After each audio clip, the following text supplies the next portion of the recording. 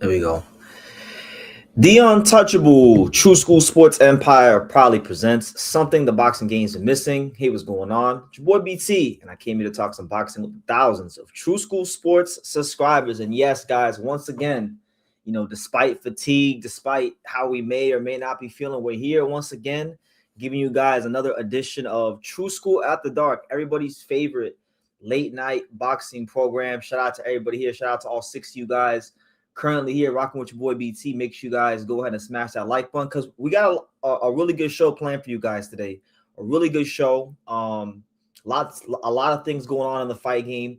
A lot of things going on in boxing. You got fights in the works. You got purse bids. You got fights being ordered. You got the pound for pound list getting updated. All kinds of stuff. So just want to really just kick this week off the right way. And talk about some of the latest and greatest happening in the fight game. And definitely excited for this week. I'll be my birthday is on Wednesday, so I'll be turning 31. So it's just a great time to be alive, and I hope everybody's doing well. I hope everybody's having an exceptional start to the week, as am I. But before I even get into the talking points, because I got like 7 or 8 things I want to run through. I want to take the time to acknowledge the fine folks that are already here making their thoughts known and the presence felt. So shout out to my guy, Pac-Man, 730. He says, "What's up, BT? One of the realest in boxing, back again to talk that real boxing talking." You already know it, champ. You already know it. This live has been brought to you in part by some good old coffee. We're here once again, overloading on coffee, overloading on caffeine, to give you guys that real boxing talk, because this fight game don't stop for no one. Time waits for no man, and boxing is just the same. So yeah, good to see you here once again. And overall, it's good to be seen. So listen, what I'm gonna do, and what I want to do is I want to get into this whole Jaron Ennis, Vergil Ortiz saga, because you guys know on this channel I've had a lot to say about Vergil Ortiz and Boots. I've gotten to a place where with those two in particular, I like watching them fight. Like, I want to be very, very clear, because a lot of people think I hate Jaron Ennis and I hate Vergil Ortiz. I don't hate anybody. I'm a frustrated fan that's disgruntled, that really wants to see them fight and feels like they're being let down by their management, the promoters, and just maybe even the lack of management and the lack of promotion. So I'm eager to see both these guys get a fight done, and it looks like we're getting closer. Because when you look at the 154 division, Fundora's got a fight coming up against Keith Thurman. Xander Zayas has 2 of the titles he just fought. And yeah, that's what it is. And Josh Kelly just fought. So really, all the champions either just fought or are occupied. So it's time to get down to the nitty gritty. And really and truthfully, it was reported earlier today that Jaron Ennis, let's get into our talking points.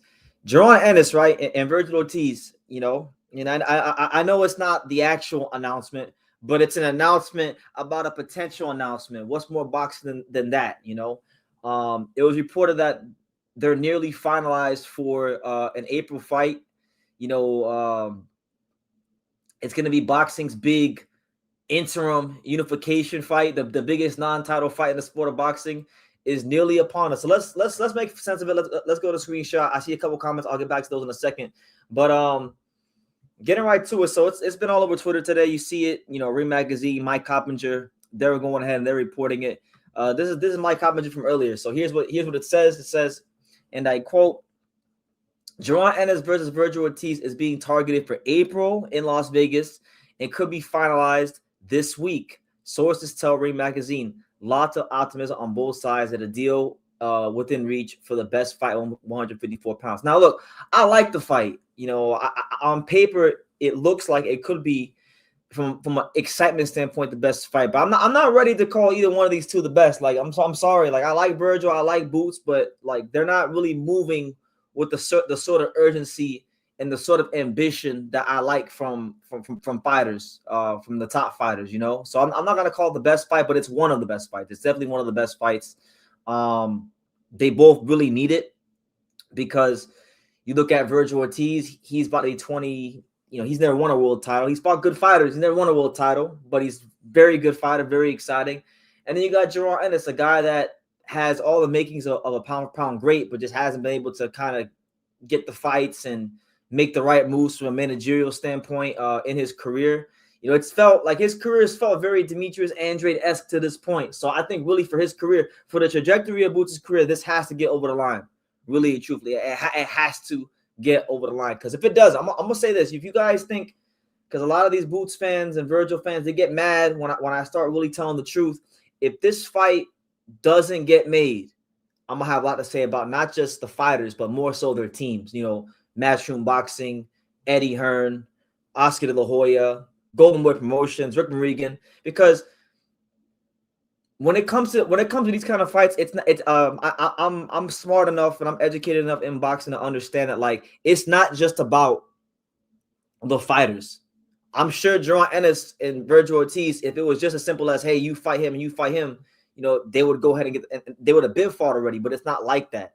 There's a lot of things that got to be handled business wise. A lot of stuff I know you guys don't want to hear about, but it has to be handled. So that's really all I can really say about that. There's no date yet. We know that DAZN has been very aggressive in trying to force this fight to happen. Ironically, when DAZN tried to force this fight to happen, that's when all of a sudden, Oscar De La Hoya and Rick Regan want to sue each other. So in this case, it hasn't really been as much on Boots this time. I think in 2024, late 2024, when Turkey made the offer and Boots, didn't really want to fight, that was on him. But in this case, it's really been on Vergil's people and whatnot. So hopefully for the fight fans, American boxing really needs this fight. The 154-pound division really needs this fight because, like I said, a lot of people like to talk about Vergil and Boots like they're these ultra young fighters, and they're not. Like I've been sitting here on YouTube since 2020, 2019, all the way back then talking about Jaron Ennis and Vergil Ortiz, and we've seen these guys get their fights marinated to a point now where it's like they're almost damn near 30, and they're both still looking for that big, significant, legacy-defining, career-defining fight. And for both of them right now, this is it. And I've joked around about it because neither one of these guys. And I want to make myself very clear because a lot of the fans that believe that I hate both these guys, they're misinterpreting what I'm saying. When I joke around and I poke fun at Vergil Ortiz and Jaron Ennis not being world champion, and I say things like, "Oh, this is the biggest non-world title fight in boxing. It's the interim unification fight." It's really more a dig at the people that run their careers, because how do you reconcile? You got one guy who's with Eddie Hearn and Matchroom Boxing, one of the biggest promotional companies out there, and then you got another guy who's a Golden Boy Promotions, also one of the biggest promotional companies out there, and neither one of them was put in position to fight for a world title already. It's not like Vergil Ortiz has been here at 54 since like 2023 at least, and Boots, he just got here, but he had opportunities to maybe fight a guy like Bakram. He could have got here a little earlier if he wanted to. He kind of dragged his feet to get to 54, and then when he got to 54, he picked the Angolan animal Usima Lima. So I'm really just wagging my finger at both teams because I feel like these guys really are at a stage in their career where not only should they have already fought, they should have already been doing rematches, and this already should have been like a rivalry trilogy. So that's my take on it. I hope it gets done. I hope for the fans in America. I hope for the fans of both fan bases, they don't screw this up, because with Vergil and Boots, enough things for both of them have already been screwed up. We don't need this to happen. So I'll kind of just leave it at that. I'll leave it straight like that. Shout out to my guy Chris, or actually we'll start with Talkers. Shout out to Talkers. He says Nishida versus Mercado is one of the best fights of the year so far. I hope you're well, BT. Y'all, I'm doing my thing, man. I'm a little bit tired, but it's all good. I got my coffee right here. I'm talking. I'm waking myself up. I'm getting myself warmed up for the live. So yeah, good to see you. And as far as Nishida versus Mercado, very good fight. It's actually on my list of videos I gotta do probably tomorrow. So very excited to see Nishida back in the ring. Obviously, one of the true warriors of Japanese boxing versus a tough fight like Mercado. So yeah, really excited for it. Chris V in the building. He says, hello, BT. Hello, Chris. Good to see you. Talker says, I'm completely tuned out with Ortiz and Ennis. Call me if they announce it. Both sides are doing more talking than fighting. And that's why I'm at, Talkers. That's why the fanboys of both fighters' fan bases, they're always crying in my comments. And mind you, I like Jaron Ennis. I like Vergil Ortiz, but it gets to a point where it's like, bro, you have to actually really get in the ring and prove that you are what you say they are. And, it's just talk and talk and talk and talk. And trust me, like, I know I'm very, as many of you know, I'm very close to Angelo Leo, and I get to see like what he goes through in his career and what it really takes to put these title fights together. And it's not that simple. So trust me, I understand the business side of boxing. I understand how things can get difficult, but it's like, bro, these are two fighters that have the backing, that have the fan bases, that have been built up very well by the likes of DAZN and Showtime. And it's like the fighters, I think there's a bit of, honestly, I think there is a reluctancy from both fighters to fight each other. And I think also from both sides, because you got to look at it, right? You got Matchroom Boxing, Eddie Hearn. They don't really have too much top-tier American talent. Boots, you probably say Bam and Boots is their 1A and 1B, or they're one of their two, however you want to order it. But Boots is one of their top priorities as far as the American fighters go. Eddie, I don't really think deep down wants to make this fight as much as he may say in the media, because he wants Boots Ennis to probably build his profile a bit more. And the same thing goes for Vergil Ortiz.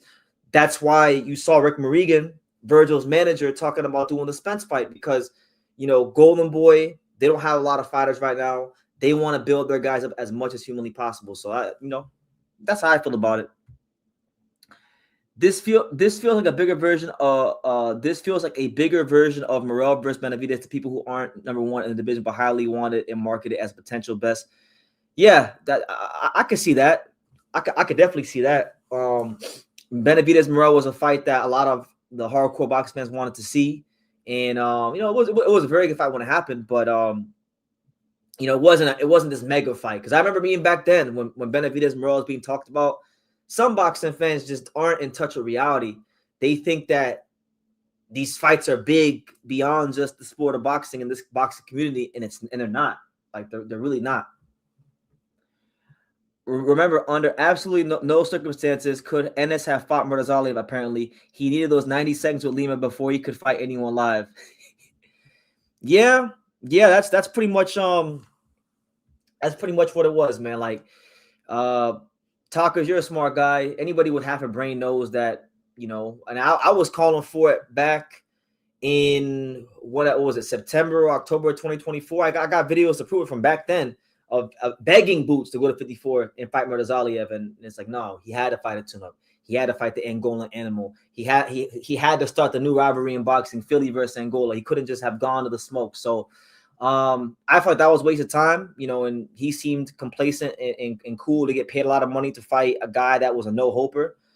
So, it is what it is. You take it for what it is, and let's just hope that these guys can fight sooner rather than later.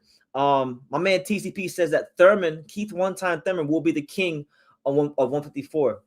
I'm gonna tell you this, man. A lot of people make fun of Keith Thurman, and I understand why, because he hasn't fought too much in this decade. He's only fought this Fundora fight's only going to be his third fight of the new decade, and the new decade is 60% done, damn near. So, I get it. Inactivity, not fighting often, talking very, very often. I get it, but I'm gonna give Keith Thurman a very good chance to beat Sebastian Fundora. Sebastian Fundora is a good fighter.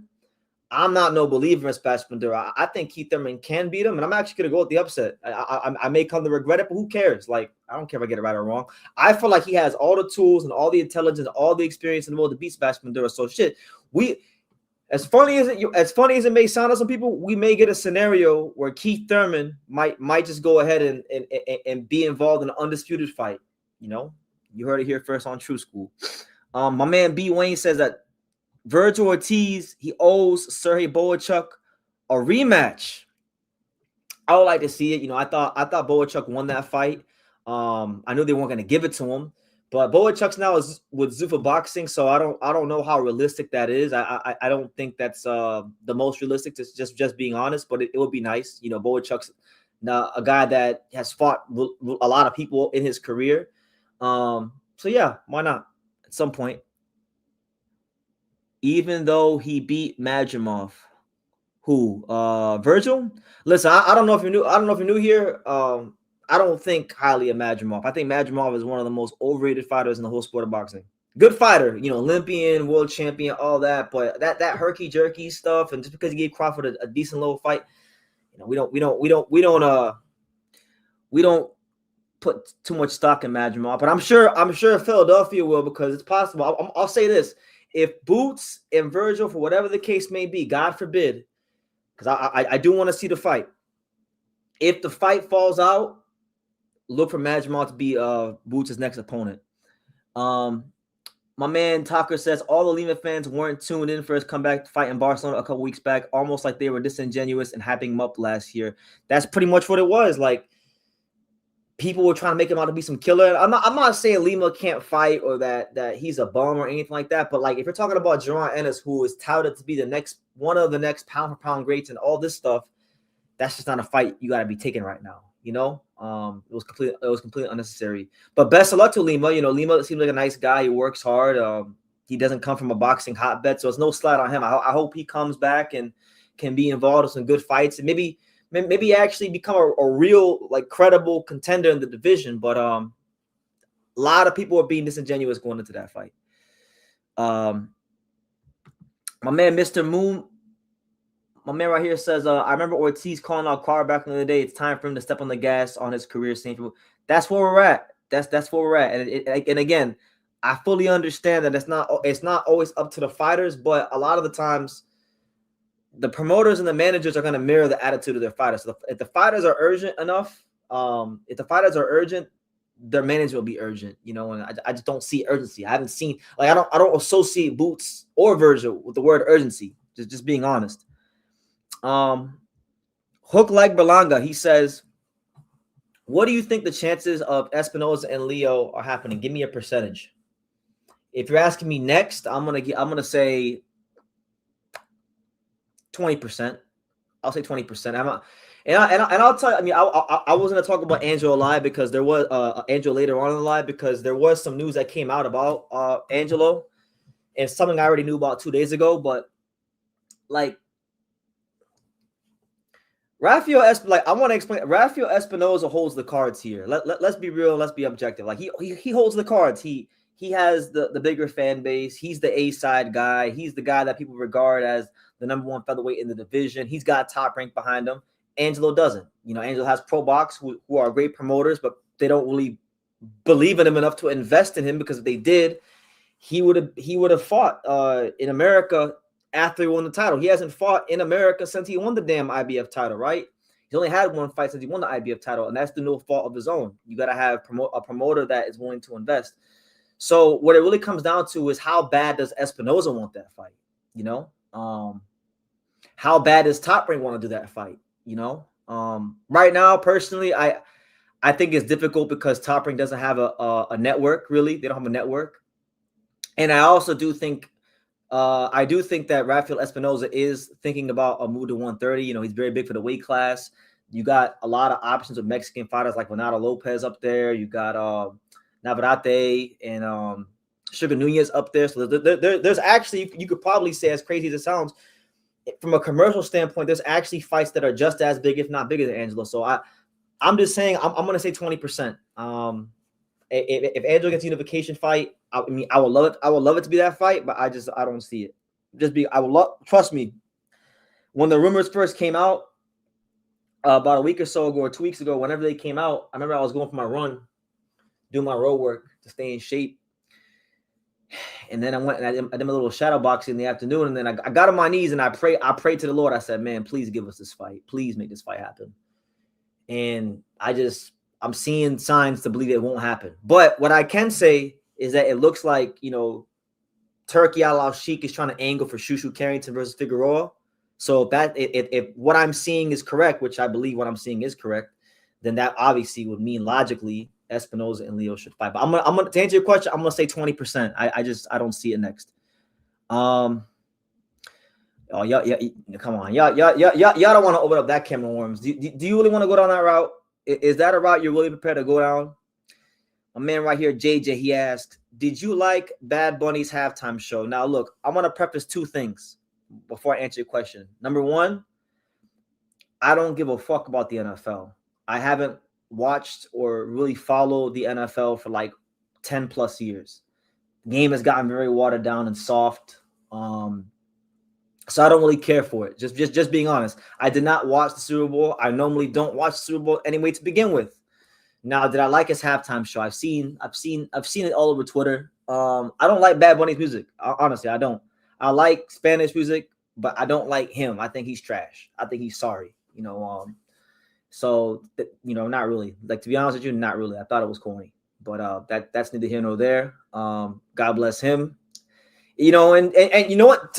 I made a video about it earlier. Xander Zayas was there with Emiliano Vargas. They had a little cameo, so it was cool. Boxing got some promotion, and that's actually bad news for Xander, for Boots and Vergil, because they keep downplaying this kid Xander, and his star power is just shooting up like faster than anybody in boxing, and all these guys is becoming the B side quickly to Xander Zayas. I don't like Bad Bunny, but I'm not ignorant either. Like, the guy is the biggest artist in the world. Xander Zayas signed a marketing deal with Bad Bunny, and part of that marketing deal was doing things like last night, being part of the Super Bowl, getting those placements, and that's only the beginning. It's only going to get crazier and crazier for Xander with Bad Bunny. So we'll see how it goes. But yeah, to answer your question, no, not really. I don't really care about the football. And I don't really like Bad Bunny, so it didn't make no difference to me. I don't watch the NFL. I watch real sports. I watch sports like boxing. I watch sports like hockey. I watch sports like baseball. I watch sports like basketball. Even basketball. Like, basketball was kind of soft, 5, 6, 7 years ago, but it's been getting better over the last couple of years. Crazy enough, my Hornets. Shout out to the Charlotte Hornets. They was out there throwing punches tonight with the Pistons. That was pretty cool. So. Yeah, I don't really watch the NFL like that, and I don't really care for Bad Bunny. But good for one thing I can't say about Bad Bunny though is what I've heard through the grapevine about Bad Bunny, as far as boxing is concerned. That show that Xander just did in Puerto Rico, you got to remember, Top Rank does not have a network. This is not your grandfather's Top Rank boxing. This is Top Rank in a very bad state, a very barren state. They don't have a network. They don't have money like that. They don't have the funds. I heard through the grapevine that it was actually Bad Bunny and Remus Sports that actually footed the bill and took on the responsibility of funding that event in Puerto Rico. So, shit, Bad Bunny ain't, he ain't all bad. Even though his music ain't that good, and his Spanish ain't that great either in his songs. At least he's doing something good and something positive, for the sport of boxing. So I can get behind that. But that's my question. That'll be there. That'll be my my answer on that. I don't want to touch too much on that. Shout out to my guy Dog. He says, I finally checked out your boy Leo. I wish I watched him sooner. I think you're right. He could do something to Inoue. I don't want your boy to beat my GOAT though. Hey, listen, man. I appreciate that. I really do think he's I think he's the most underrated fighter in boxing. And I think the same thing you just said there, a lot of people are going to say that same thing when he goes and he gets these big fights and he shows you guys what I've been telling you all these years. And as far as Inoue, listen, man, I don't want to talk bad about Inoue. Inoue is one of my favorite fighters. Inoue is a great fighter. Inoue is such a special fighter that he has a chance to beat any fighter at featherweight because that's how damn good he is. But I've said it for years. I think just style-wise, I like Angelo's chances. So, God willing, those fights can happen for the boxing fans. But I'm tired of talking about it. I want these featherweights to unify probably just as bad, if not more than you guys, honestly. B Wayne says, I feel the same about Majimov. I've been watching you since your Bo and Holyfield videos. Well, I appreciate that. Yeah, I'm familiar with your name. I've seen you in the chat before. But yeah, shout out to you. Those videos were legendary. I love those videos, and I watch them back sometimes because Bo and Holyfield are just special. J-Dub, what's good, champ? J-Dub in the building. Yes, sir. Yes, sir. What's up? The Untouchable. Yes, sir. You know what? Look, I got all these talking points. Look, so I'm gonna show you guys all my talking points, and then you know what? I'm gonna talk about Tim Zoo Spence. I'm gonna talk about Shakur being pound for pound. I'm gonna talk about Turkey with Brandon Figueroa. I'm gonna talk about Worley with Dubois. I'm gonna talk about Jahai Tucker wanting 500K to fight Yohan Luis Hernandez. I'm gonna talk about Amari Jones being added to the Ryan Garcia undercard fight Luis Arias, and I'm gonna talk about Lucas Body versus Albert Bell. So I'm gonna get to all those in a second, but you know what? Because you guys keep bringing him up, and whenever I see his name, you guys know how much I like talking about him because I think so highly of him as a fighter and a person, and he's a popular subject on this channel. So I want to talk about Angelo Leo for a second because a lot of you guys ask me what's going to happen. There's a lot of talk about like what's next for him.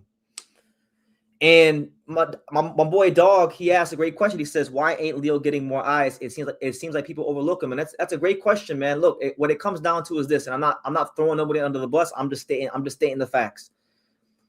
So he was with Mayweather Promotions, right, for the beginning of his career. He became a world champion, and then he was put on the shelf for 2.5 years. Not that long after the fight, and then. He didn't fight for almost 3 years, and then he signed with Pro Box. Then he fought 4 times in 9 months, became champion again, and then ever since he won that belt, he's been a purse bid fighter. Pro Box and Gary Jonas and them, they not really invest in the way they probably should, and it's really screwed up the momentum of his career. And I say that to say this, to answer your question, and say this: the news regarding him, I knew about this 2 days ago, but it's finally been reported to the public in the boxing world. Angelo Leo has a mandatory due against Rais Salim. And the purse bid for that fight is going to be 8 days from now, February the 17th, right? And now, I've talked to people in the boxing world about, what they believe will happen. Multiple, not just one person, but multiple people whose name I will not, mention. But and they've all told me that they don't think it's going to go so well, and that there might not even be a bid for that fight. Because I'm not delusional, right? I'm not delusional. Angelo is not a big name. Rice is not a big name, so it's very possible if there is a bid, it'll be a low bid. If there's no bids at all, they could actually just strip Angelo Leo, because then the boxing game would just say, you know what? Well, there's not enough commercial value for a purse bid to even come in. And then they just move on to the next guy. But I don't know, man. I'm very confident that's not going to happen. I'm actually exceptionally confident that's not going to happen. So we'll have to just wait and see what happens with the purse bid. We'll have to wait and see. But look, that's a good fight. Rais Salim is not an easy fight for anybody. He's like 24-1. The only guy that's beat him was Sam Goodman, and that wasn't even in a definitive fashion. So you could really look at Rais Salim as an undefeated fighter. But nonetheless, the purse bid is scheduled for February 17th. So in 8 days from now, in 8 days' time, on the 17th, we'll see what happens. I always say in boxing, if you want to know what your promoters really, really think about you, let the fight go to purse bid, and you will get all the answers that you need. And we're gonna get our answers here, and I'm intrigued. I have my own thoughts about this. I'm gonna keep those thoughts to myself, because I have reason to believe that things will be okay. Things gonna be a-okay. But yeah, he gets overlooked because he don't talk crazy, and none of the big promoters have ever fully been behind him. To answer your question, none of the big promoters have ever fully been behind him. But when he's got the opportunity, he's performed exceptionally with the lone blemish on his career being against Stephen Fulton, right? And that really shouldn't be held against him, because number one, that was 5 years ago, right? Number two, Stephen Fulton's a great fighter. There's no shame in losing to a great fighter if you step to the plate and you fight him. And number three, even in defeat, Angelo hurt Stephen Fulton in the 4th round of that fight, and they threw the 3rd most punches in the history of any super bantamweight world championship fight. So even in defeat, he still did something pretty cool. It wasn't like it wasn't like he like Fulton clearly won But all these narratives, people say that Angel lost 12-0. Go back and watch the fight. He didn't lose 12-0. I thought he won 3 or 4 rounds. And he's a much different fighter than he was back then. So it's not even fair to judge him, honestly. But I'll leave it at that. Let me go ahead and get to the super chat here from my main man Matt Borgeson. He says, I'm gonna get to that in a second, Matt. Give me 1 second. He says, Aleem might school Leo. I mean, we'll see, man. They fight the fights for a reason. I like Rais Aleem. Obviously, I don't believe that. I don't believe that at all. But I'll tell you this. People always come up to me and they say, "Oh, well, why don't Angelo fight this guy, bro?" Rafael Espinoza, since he won the belt, excluding the Robacy rematch, excluding Robacy, he ain't fought no one as good as Rais Aleem. He ain't fought no one as good as Tomoe Kameda. That's really a fight that he should be taking, honestly, because Rais Aleem's a top-ranked fighter. But guess what? Zanfer Promotions ain't gonna do that. So who gives him the shot other than one of the realest champions in boxing, Angelo Leo? I like Leo. I just hope he's not satisfied. Lately, he's just shining his belts and putting them on the shelf. If he wants to get his name out there, he needs to be active, BT. I agree with you. I don't think he's content. I know he's not content. It's not even I think. I know he's not content. It just what it comes down to is it's not as simple as that. I wish it was. I was just saying it for Boots and Vergil. I mean, Boots and Vergil have more backing than Angelo has. So I'm gonna talk a little differently because Vergil has Golden Boy behind him. Boots has Eddie behind him. Angelo don't got that. So it's different. But I mean, you tell me how if a guy fights 4 times in 9 months and then he wins a title and then all of a sudden he can't get fights, what do you think changed? It's the promoter. The promoter doesn't want to invest. So it's that simple.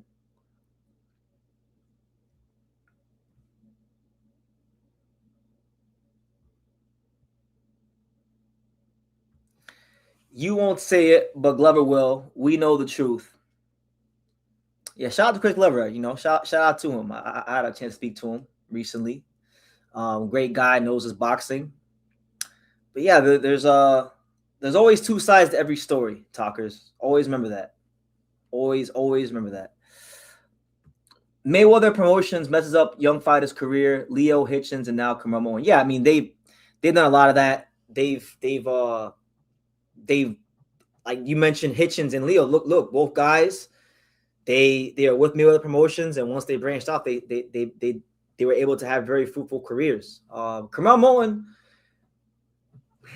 I don't want to say they're ruining Kamal Moen just yet because really and truthfully, I felt like Kamal Moen has to take some responsibility. He did have that fight that was scheduled for the Danny Garcia card. He missed it by 15 pounds, so it's not all on just Mayweather Promotions yet. But Mayweather Promotions, as it exists now, is not the same Mayweather Promotions that Angelo and Hitchens had.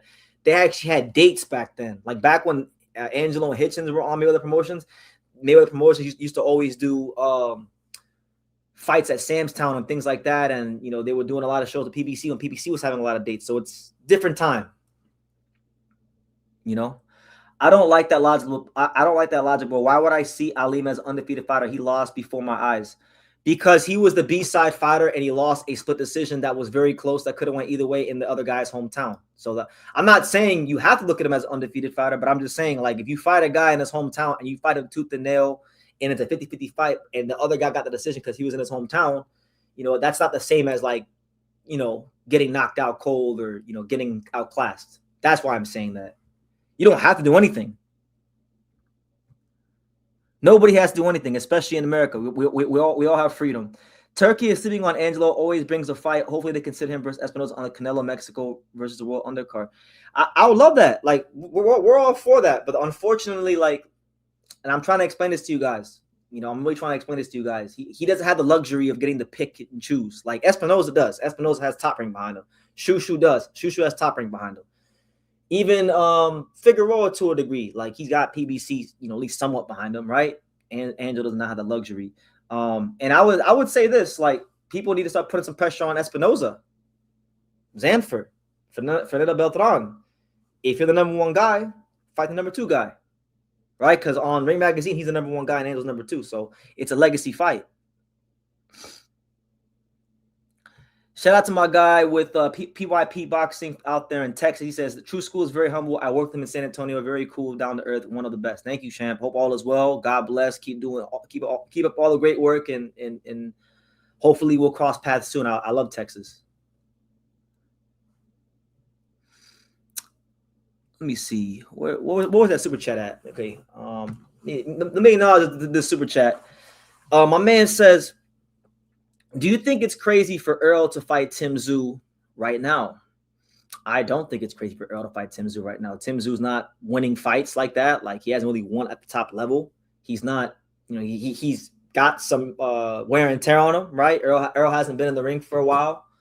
So I just feel like, honestly, I like that fight a lot. And I'll get to it here in a second. I just want to really talk about this Angelo Leo stuff, because all you guys asked me about Angelo. So I'm gonna just acknowledge what you guys asking me and get the Angelo stuff out of the way so I can get to the other stuff. But what I want to say about that is, if they really want to make that card and that event all it can be, they need to do Spence versus Tszyu, and then they need to make Brian Norman Jr. versus Teofimo Lopez as the co-main event.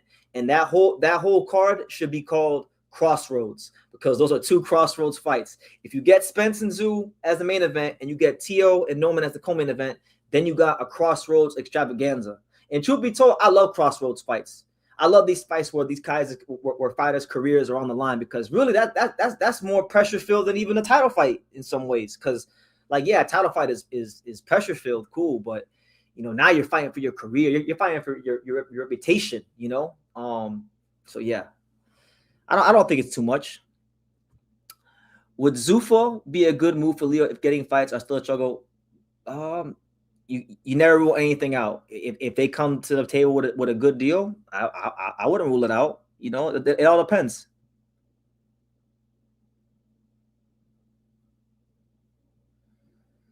So, sorry, BT. I think Leo is the second weakest champion behind Figueroa. I mean, everybody's entitled to their opinion. Everybody's entitled to their opinion. I look forward to helping them prove you wrong, but everyone's entitled to their opinion. Wait, why the fuck is Leo versus Aleem going to purse? But I thought the date and venue were set. No, the date and venue were never set. It's a long story. The whole thing going on with his career, it's a long story. I'm not going to tell all of it right now because it ain't the time for that. But there will come a time, and the truth will be revealed, and y'all going to figure out, like, y'all going to see. Y'all going to see. I just not right now ain't the time to talk about it. But right now, that's where we're at. Purse bid is going to be soon, and we'll see how it ends up. We'll see how it ends up. I'm very optimistic. One thing about me, man, you ain't gonna get me down about nothing, about anything. I'm always glass half full. So if the whole boxing game tells me it's gonna go this way, listen. Plenty of smart box people, they're not all right. Do I think Figueroa would take a Leo fight? No, I don't. Absolutely not. In fact, not only do I think he won't take the fight, I know he won't take the fight. I'm like 300% sure he wouldn't take an Angelo Leo fight as his first option. It's actually the last thing on his mind. I know that. It's not something and I'm not here talking shit, and I'm not gonna get into it, but I know he won't take it. Good fighter, respect to him, but I know he ain't taking it.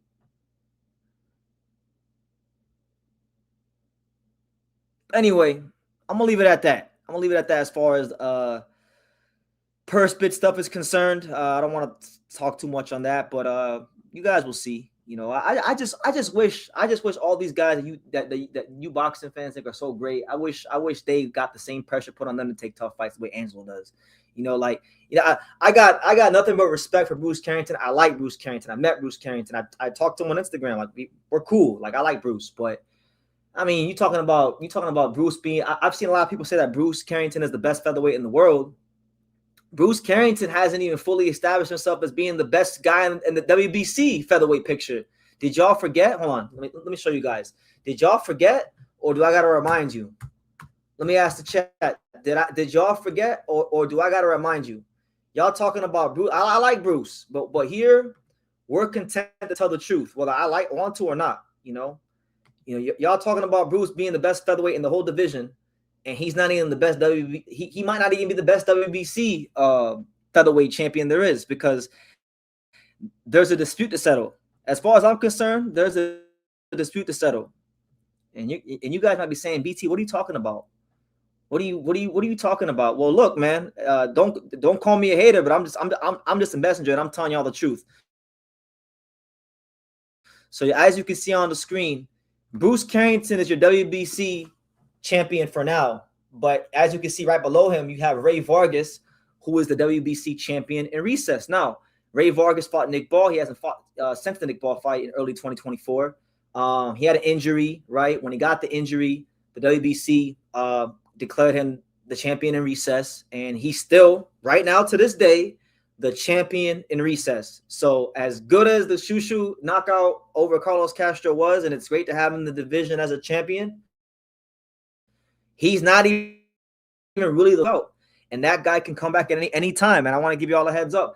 That guy can come back over the top rope like it's the Royal Rumble. He could be waiting in the corridors in the back, and he could just come out of nowhere. So I don't know, man. They gotta go clear that up. You guys talking about some, Shushu and Angelo, Shushu and Figueroa, Shushu and Espinoza. We need to sort out who is the real WBC featherweight champion of the world, because, like I said, it's not Shushu's fault that it's played out this way, because there was politics that went into this, and they made Vargas a champion of recess. But he's there. Like, I'm not gonna ignore what's there. So I know Ray Vargas has been living life, and I went on his Instagram yesterday. I saw that he's been dancing and having fun, and just he's still training. He still looks like he's in somewhat shape, but again, they got to sort it out. They got to sort it out. They have to sort it out, and that'd be a good fight. Ray Vargas has been a champion in multiple weight classes. I feel like if Vargas were to fight Shushu, that would be Shushu's best opponent to date. He's better than Carlos Castro. He's better than Suleiman Sagawa, right? Why not? Why not do that fight, right? Turkey's talking about doing all these fights with Figueroa and whatnot. Okay, Shushu's a Ring Magazine ambassador. If you can't get Shushu a unification fight, and you can't make Shushu versus Figueroa for whatever reason, right? Why don't you just go and do Shushu versus Vargas, and let's sort out who the actual WBC featherweight champion is? Because as far as I'm concerned, Rafael Espinoza is the best WBO fighter in the WBO, because he's the full champion. Angelo Leo is the best fighter in the IBF because he's the full champion, right? We can't say the same for Shushu. There's a whole champion in recess that can come back at any time over the top rope. So make of that what you will. Ray Vargas, that's what I'm saying. Look, Ray Vargas, as crazy as it sounds to say, and I'm no Ray Vargas fan. Let's clear it up. I thought he lost to Nick Ball. I'm not like a big fan of watching him fight or anything like that, but he is the champion in recess. So I have a pretty good feeling at some point this calendar year, we're gonna wake up one day and we're just gonna see Bruce Carrington and Ray Vargas made as a fight. Ray Vargas will probably get vocal on social media or go to the WBC, and the WBC will mandate, hey, Shushu has to fight the champion in recess, which basically is a mandatory. Like, Bruce Carrington basically has a surprise mandatory that could be declared at any time. If Ray Vargas says tomorrow, if Ray Vargas goes to the WBC tomorrow and says, Mauricio, I am medically cleared to box, I want to fight, give me the Shushu fight. Guess what's gonna happen? Guess who Shushu's gonna have to fight? Ray Vargas. So you can like Shushu, but he gotta definitively prove that he's the best champion in the WBC. And to be fair, like, he beat Carlos Castro, who is a good fighter, right? I like Carlos Castro, but Carlos Castro is a professional loser. Like, he was competitive, but Carlos Castro doesn't have that mentality to win at the top level, and it's been shown time and time again. So, yeah, Ray Vargas is still around. Don't forget about good old Ray Vargas.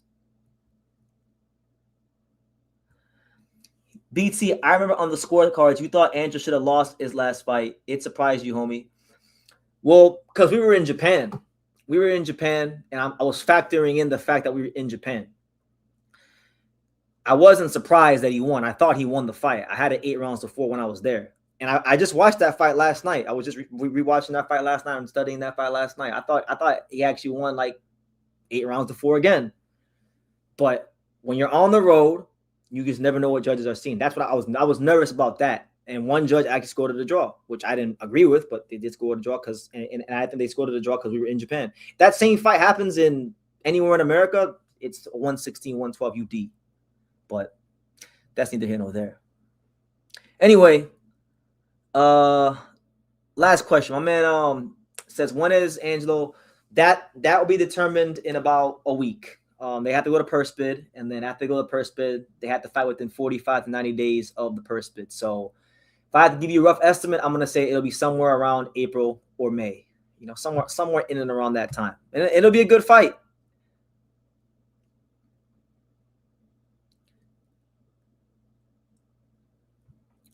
All right. So anyway, that's enough on Angelo. Look, I want to get to that Tim Tszyu and that Errol Spence, Errol Spence talk, because that actually is one of the main things that are live. Shout out to everybody here. It's your boy BT, Brendan Taylor, the untouchable True School Sports Empire. Make sure you guys go ahead and smash that like button, subscribe, super chat, all that blase, because we have a lot of things to run through. A lot of things are happening in our glorious sport of boxing that we got to stay on top of, right? So I made a video about this. I'm gonna say like 2 weeks ago, 3 weeks ago, because it was already being talked about then, but it's now really being talked about as a next fight, because now you got Tim Tszyu in the media talking about it. You got Errol Spence, who's been in the gym, who's been training, looking like a Rastafarian, right? He don't look like Errol Spence. Don't look like the Errol Spence from 2016. He's got a whole new aura to him now. And it's interesting because, you know, love him or hate him, Errol Spence Jr. has been one of the big names in American boxing. He's one of the only American fighters that could sell,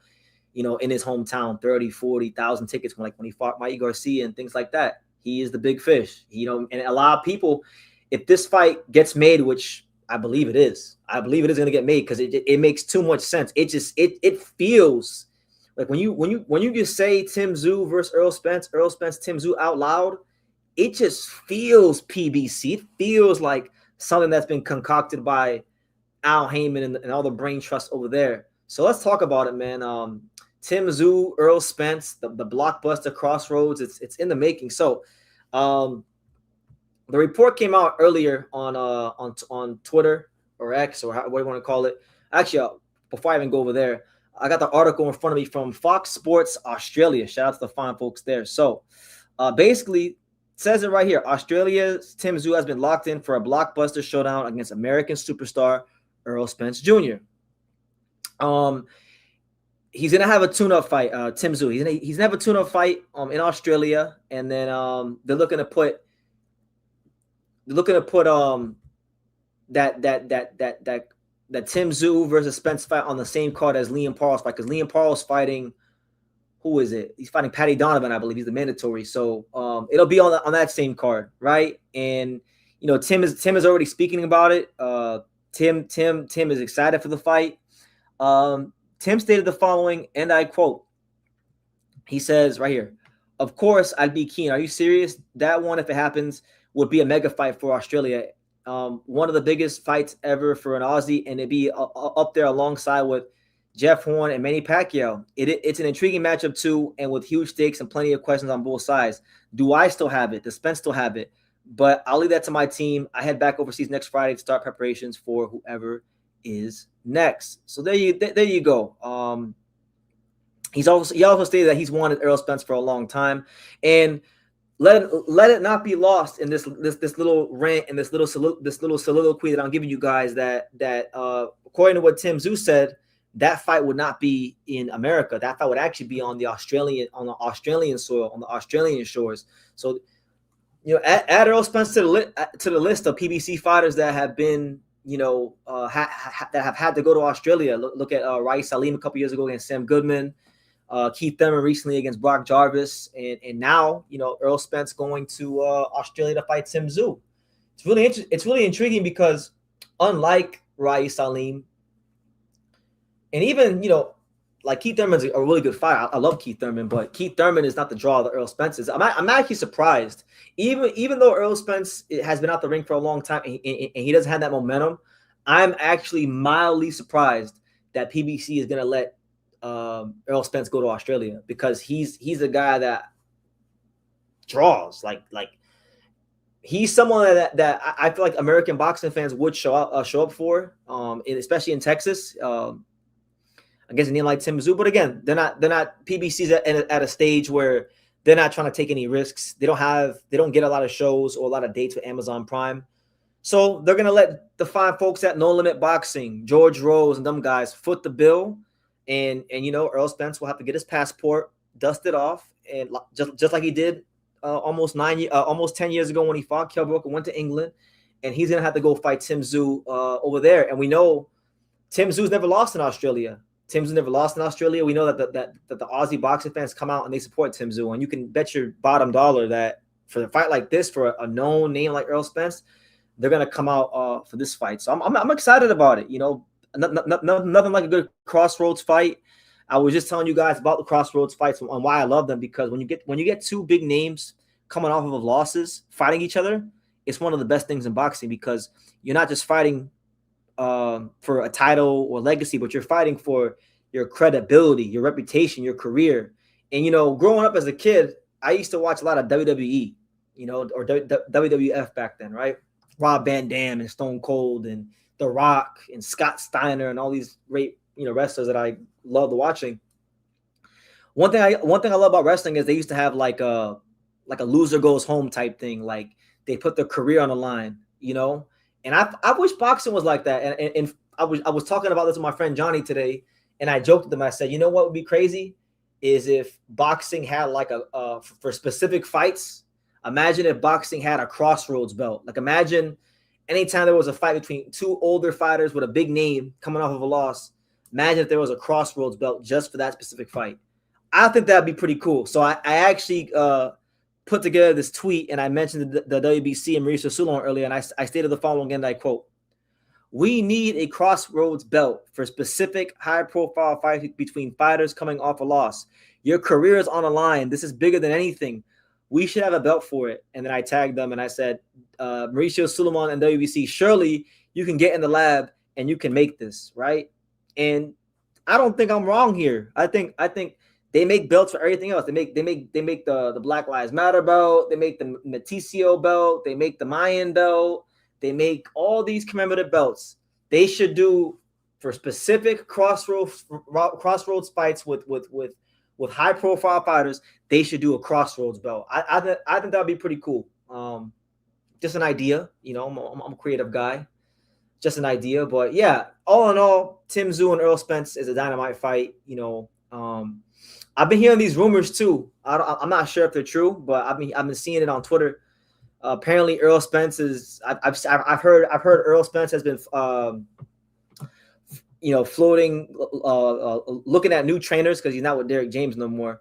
I've heard that Errol Spence is going to be training with Roy Jones Jr. and I've also heard that Errol Spence Jr. might be training with Stephen Breadman Edwards. Now, the Breadman Edwards one, it seems kind of out of left field. But as far as Roy Jones Jr., I got some pretty good sources. I think that might be what happens. I know Earl has given some thought and has went down to Pensacola, Florida to go, experiment training at Roy Jones Jr. Well, what do you guys think about that? Errol Spence training at Roy Jones Jr. Tim Tszyu, after he lost his fight to Bakram in the Fedor rematch, he's with Pedro Diaz now, who I know very well from him being in South Florida, longtime coach, Olympian, Cuban boxing and all that stuff. I like this fight. And like I said, if they really wanted to make that event all it could be, I would love, and I know it's in Australia, so it's not going to hit the same, but still, I would love to see Teofimo Lopez and Brian Norman Jr. on the same card. And I want the card to be called Crossroads. And it'll be a crossroad fight extravaganza. Loser goes home.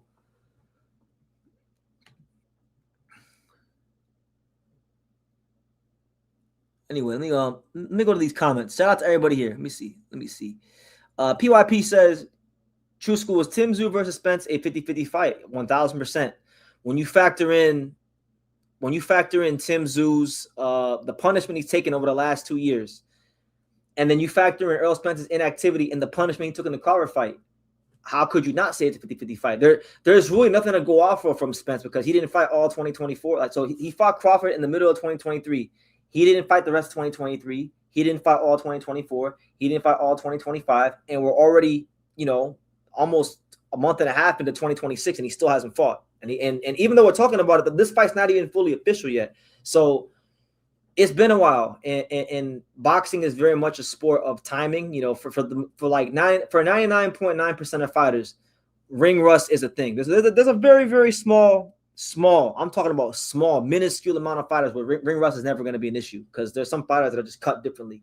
But for most fighters, ring rust is a thing. So ring rust will be a factor for Errol Spence, especially for a guy with his style, southpaw, volume, jab, come forward guy. And then on top of that, you got to think about it too. Errol Spence Jr., before he fought Terrence Crawford, you got to remember he was supposed to fight Manny Pacquiao. He pulled out the Pacquiao fight because he had a detached retina, right? And then Crawford beat him up some more and probably messed that up some more. So he hasn't really been under the lights and hit with 8-ounce gloves in a while. And that's a different type of feeling. That's a different type of pain and punishment you got to get accustomed to again. So we don't really know how Errol Spence will take punches. And that's the intrigue of it all. Between Tim Tszew's, like the cut that always opens up on the top of his forehead and all the punishment he's taken, and then Errol Spence's inactivity and detached retina and the punishment he's taken, it's a lot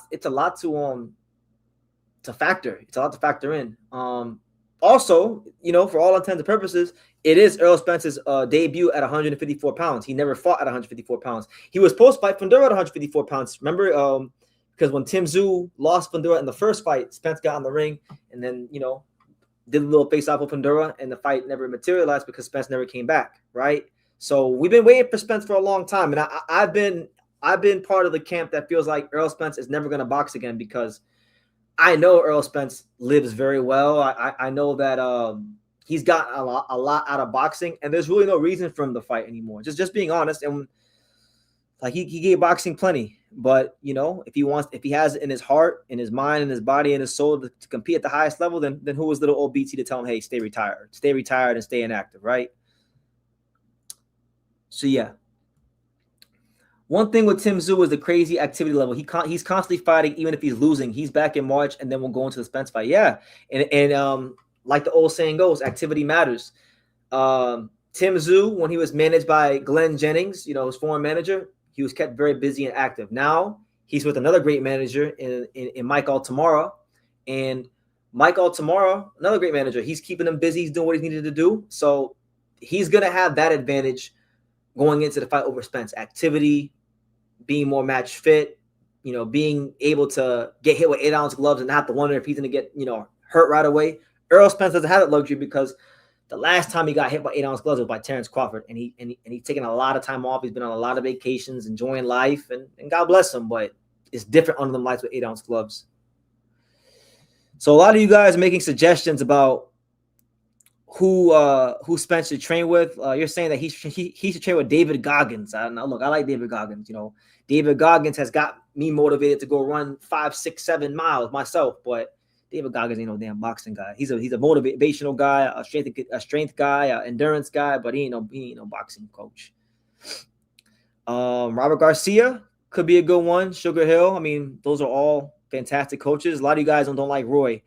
I feel like for Roy, you need to have a specific style. You need to have specific attributes. I don't think Spence has those attributes. So we'll see how it goes. TCP says that Spence will box again. He's a man, and no man wants to go out getting whooped like that in his last fight. I agree. That's why, like, when people would say about Errol Spence that he's a Hall of Famer, I would push back automatically because number one, he has a very good resume in terms of the guys he beat. But one of the top things that I judge a fighter on in their career is how they respond to a loss. Because you don't really know how great a fighter is until they get their first loss and you see how they respond. A lot of these guys get propped up by the media and sold to us as pound for pound great fighters, and then they lose and they don't have that mindset and that dog to get back to the level they were previously at and even surpass it, right? That's why, like, kind of going back to featherweight just here briefly, when you guys are talking about all these guys like Shushu and Espinoza and Carrington being the best, I disagree with you, because none of them have tested themselves like Angelo Leo, and none of them have had to actually show how they respond to a loss. But I've seen how Angelo responds to a loss, so I know what kind of person he is up here. We may think a certain way about a fighter, but until they actually lose a fight and have to come back from that, you don't really know anything, right? And a lot of times with a lot of these fighters, they get very favorable matchmaking, right? There's fighters that get favorable matchmaking, and there's fighters that don't have the luxury of choosing who the fuck they want to fight. So, the guys that get favorable matchmaking, I always question those guys a bit more. And then when they lose their first fight, then you evaluate, okay, how do they come back from that? What kind of person are they really here and here? And then when you look at that, and then you evaluate. So I'd always, when people were telling me that Errol Spence is this like Hall of Fame fighter, I would say, hell no, he's not. Because number one, he never really showed, he never even tried to come back from his loss, right? And that's part of being a great champion. Look at all the great fighters: Muhammad Ali, Evander Holyfield.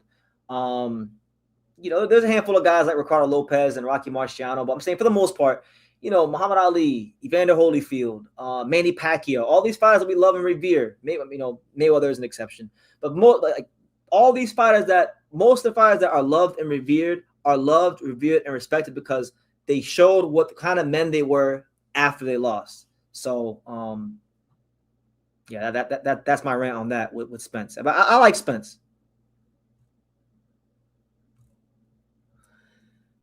Ooh, that would be pretty cool. I would like to see Tio train Roy Jones, but again, we touched on Tio a lot about why he won't make that move. But I think he has the attributes to train with a guy like Roy Jones.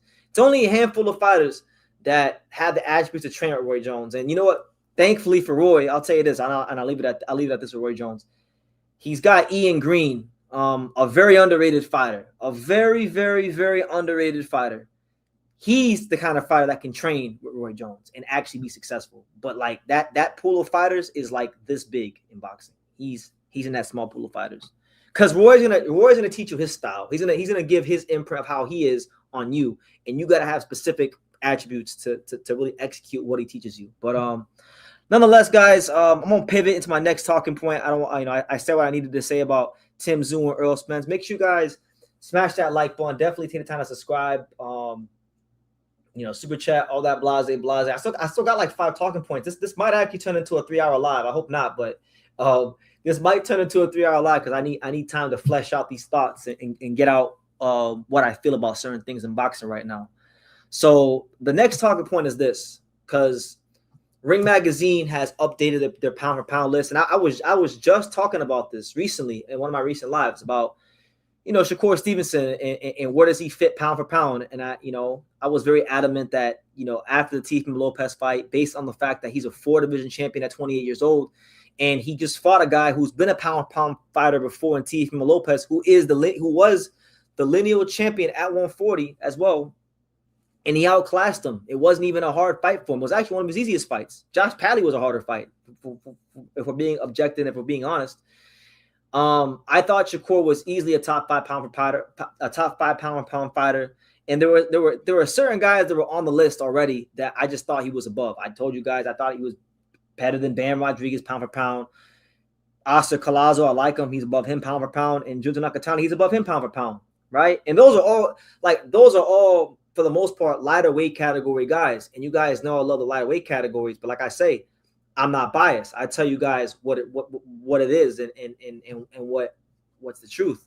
People don't like Shakur Stevenson because of his style, and maybe they think he talks too much. But no, that guy can fucking fight. He's one of the best fighters I've ever seen in my life. One of the best fighters I've ever seen in my life. So anyway, let's go to the screen share. Shout out to everybody here. Let's go to the screen share. So here it is. Shakur Stevenson, the fighting pride of Newark, New Jersey, Brick City in the building. He is now your number 3 pound for pound fighter on Ring Magazine, and the list goes as follows. So you guys can tell me in the chat, in the comments, what you think about the list, who's too high, who's too low, and we can have some healthy discourse on this. But so number 10, you got Oscar Collazo. Number 9, you got Devin Haney. Number 8, you got Dave Benavidez. Number 7, you got Junto Nakatani. Number 6, you got Artur Beterbiev. Number 5, you got Dimitri Bivol. Number 4, you got Bam Rodriguez. Number 3, you got Shakur Stevenson. Number 2, you got Naoya Inoue. Number 1, you got Alexander Usyk. Right now, to me, number 1 and number 2 is set in stone. Inoue and Usyk right now are clearly number 1 and number 2.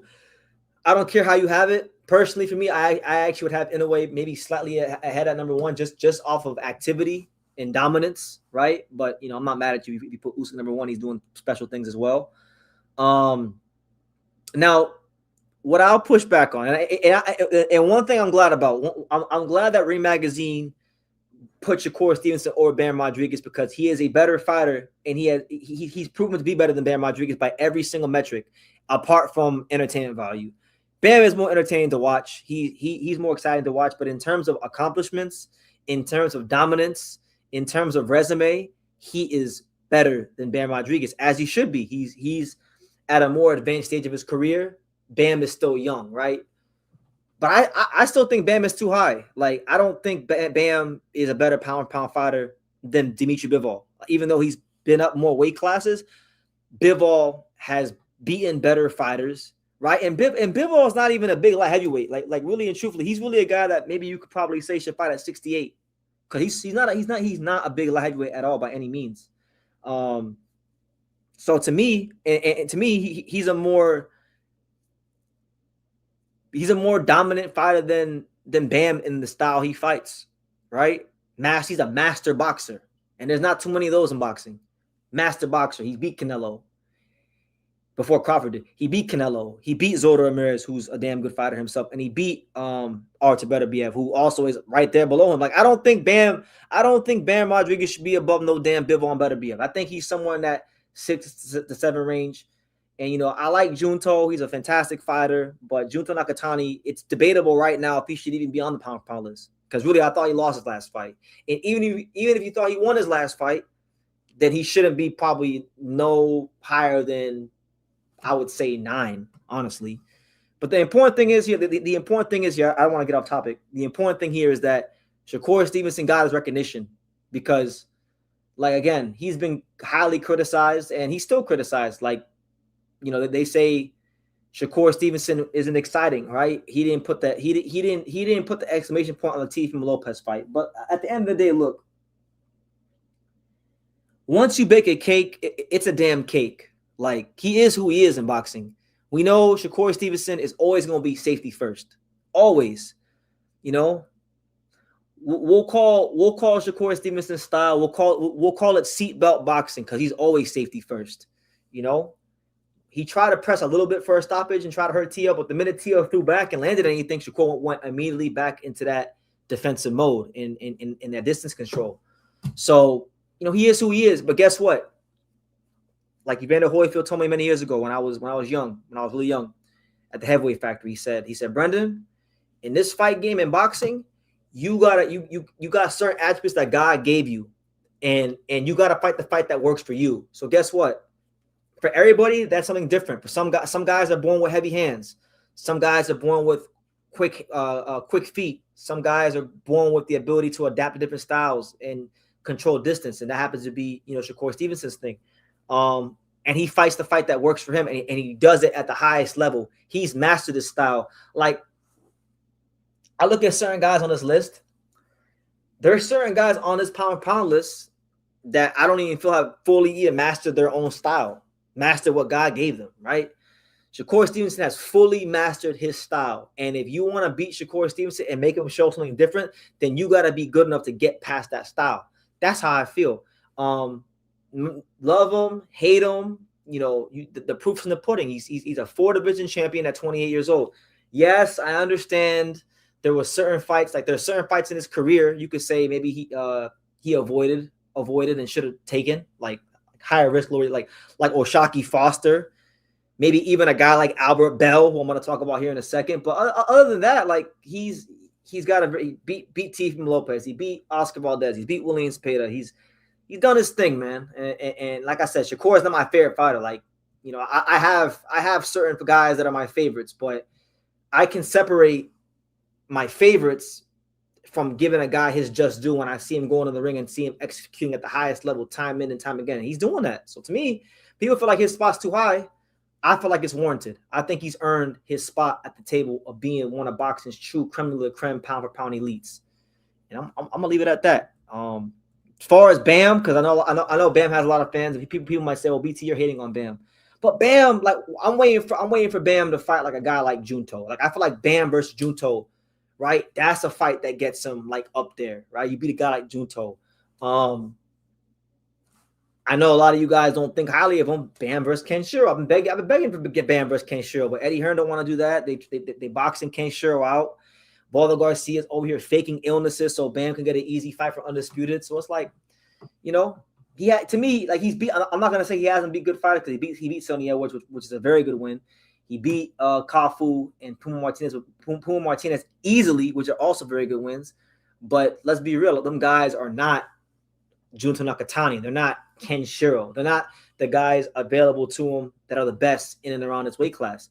They're not even a lot of those guys are not even Masamichi Ibuki. A lot of those guys are not even, you know, him. Okay, so I think he's on his way, but he needs more work to do. Shakur Stevenson, you know, he's where he should be. My man said all Shakur do is jump backwards against top opponents like TL. He will actually box lesser opponents, but against top guys, he just spams the step back jab. Well, okay. Well, guess what? If it's so simple, if it's that damn simple, why can't no one figure it out? Why can't anybody figure it out enough to impose their style on the fight? You know, if it's that simple, like you're saying, and they're not imposing their style on the fight, it means there's a lot more to it than just that. You know, it's different when you're in there. You know, my man says 3 is wild. I don't think so. And he asks, is Teofimo a better one than Gaio Estrada? Yes, because when Bam fought Gaio Estrada, that was an old, decrepit shell of himself, Gaio Estrada. Gaio Estrada's legs were gone in like the first round. That wasn't the Gaio Estrada that fought Roman Gonzalez. That wasn't like, you know, anything close to the real Gaio Estrada.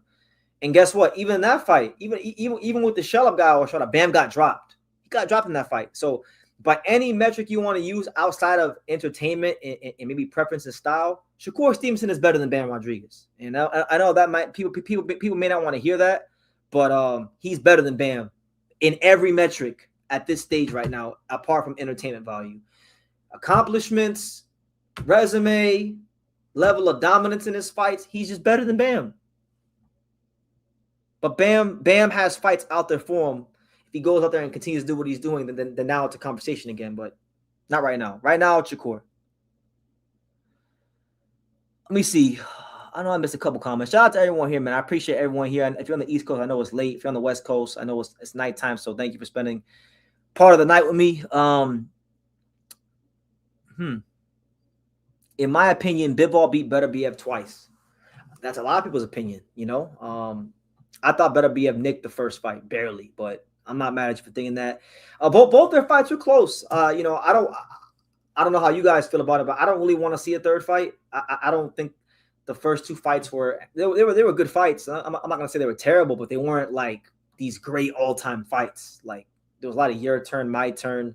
Nobody really like separated themselves. It felt very much like the AIBA World Championships, and I don't want to see the third version of the Russian AIBA World Championships in the pros. I don't want to see it. Like I'd rather see Bivol fight Benavidez, or Better BF fight Benavidez, or Better BF fight Opataya. I feel like they did their thing. They showed a high level of skill. Let's leave it at that. My issue with Shakur is not his ability; it's lack of pushing himself and his ability. I think Shakur could be more dominant, but he has no killing instinct, no edge. I mean, some fighters don't have it. And to be honest with you, he hasn't had a fight where he's needed to kill. Like okay, maybe you could say Edwin, right? That's about it. But apart from maybe Edwin De Los Santos, what fight did he really need a killer instinct in? These guys are not good enough to make him go to that place. Christian Medina, I like Christian Medina, and I would definitely give Bam credit for fighting and beating him, because unlike a lot of the guys that Bam gets matched with, Christian Medina is in his mid-20s. He's a confident fighter. He's young and he's strong, and he's in his, he's heading towards his physical prime, or if he's not in it already. So it's a different fight, but Bam should beat him. I think the only way Bam really has problems in that fight is if he holds his feet and makes it like a Mexican, phone move kind of a fight. Then you're rolling the dice, because Christian Medina is very good at that style. But I don't think Bam's a smart fighter. I don't see Bam doing that with Medina. I see Bam circling the ring and controlling range and trying to get Christian Medina to overcommit. And I think he'll have success in counter, and he'll win. He'll beat him. But Medina will be tough. He'll win a couple rounds. But like I said, the only way that fight's really a problem for Bam is if Bam holds his feet in the pocket, or if Medina is just really good at cutting off the ring, But it's a good win, though. It's a quality win.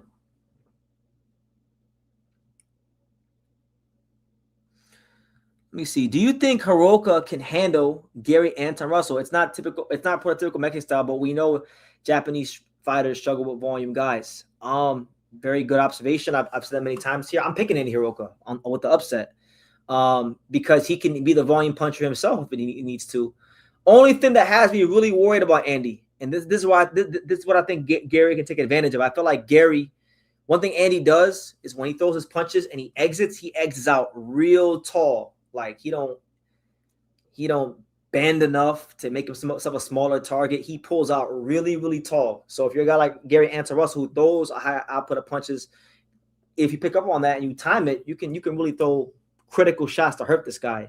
But on the flip side, one problem I see for Gary Anton Russell in the fight is that he throws at the same speed all the time, and it's like Andy Hiroka is a mid-range outside sniper, and he can run you into a big shot. You could think you have Andy Hiroka on the ropes, and bang, there goes your lights out.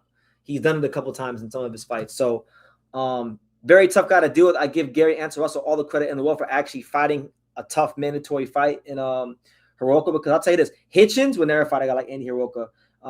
He's one of the top contenders in the division, So I got nothing bad to say about Gary.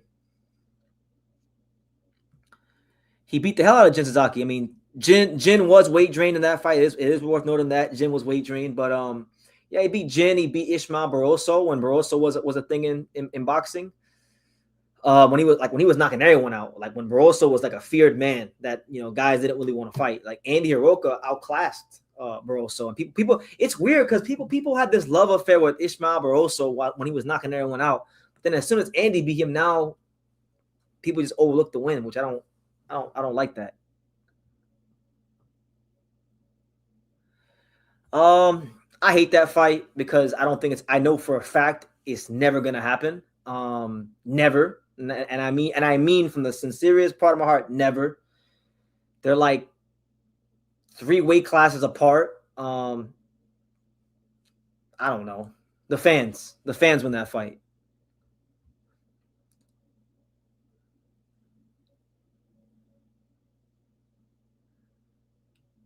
Well, that's his temperament. I mean, Shakur Stevenson isn't blessed with what Bud has. Bud is an apex predator. He's got a different mentality. That's not Shakur Stevenson, right? The only way you're gonna see something different from Shakur Stevenson is if he gets the opponent to push him to that level, and make him have to dig to places he's never gone before. And thus far, nobody's been able to do that. And he's cruised easily to becoming a 4 division champion before the age of 29. So.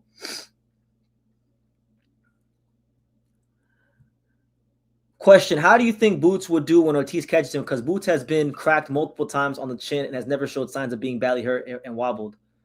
I don't know about that one. You might have to go watch some of his earlier fights. He fought a kid in a club show. Sosa.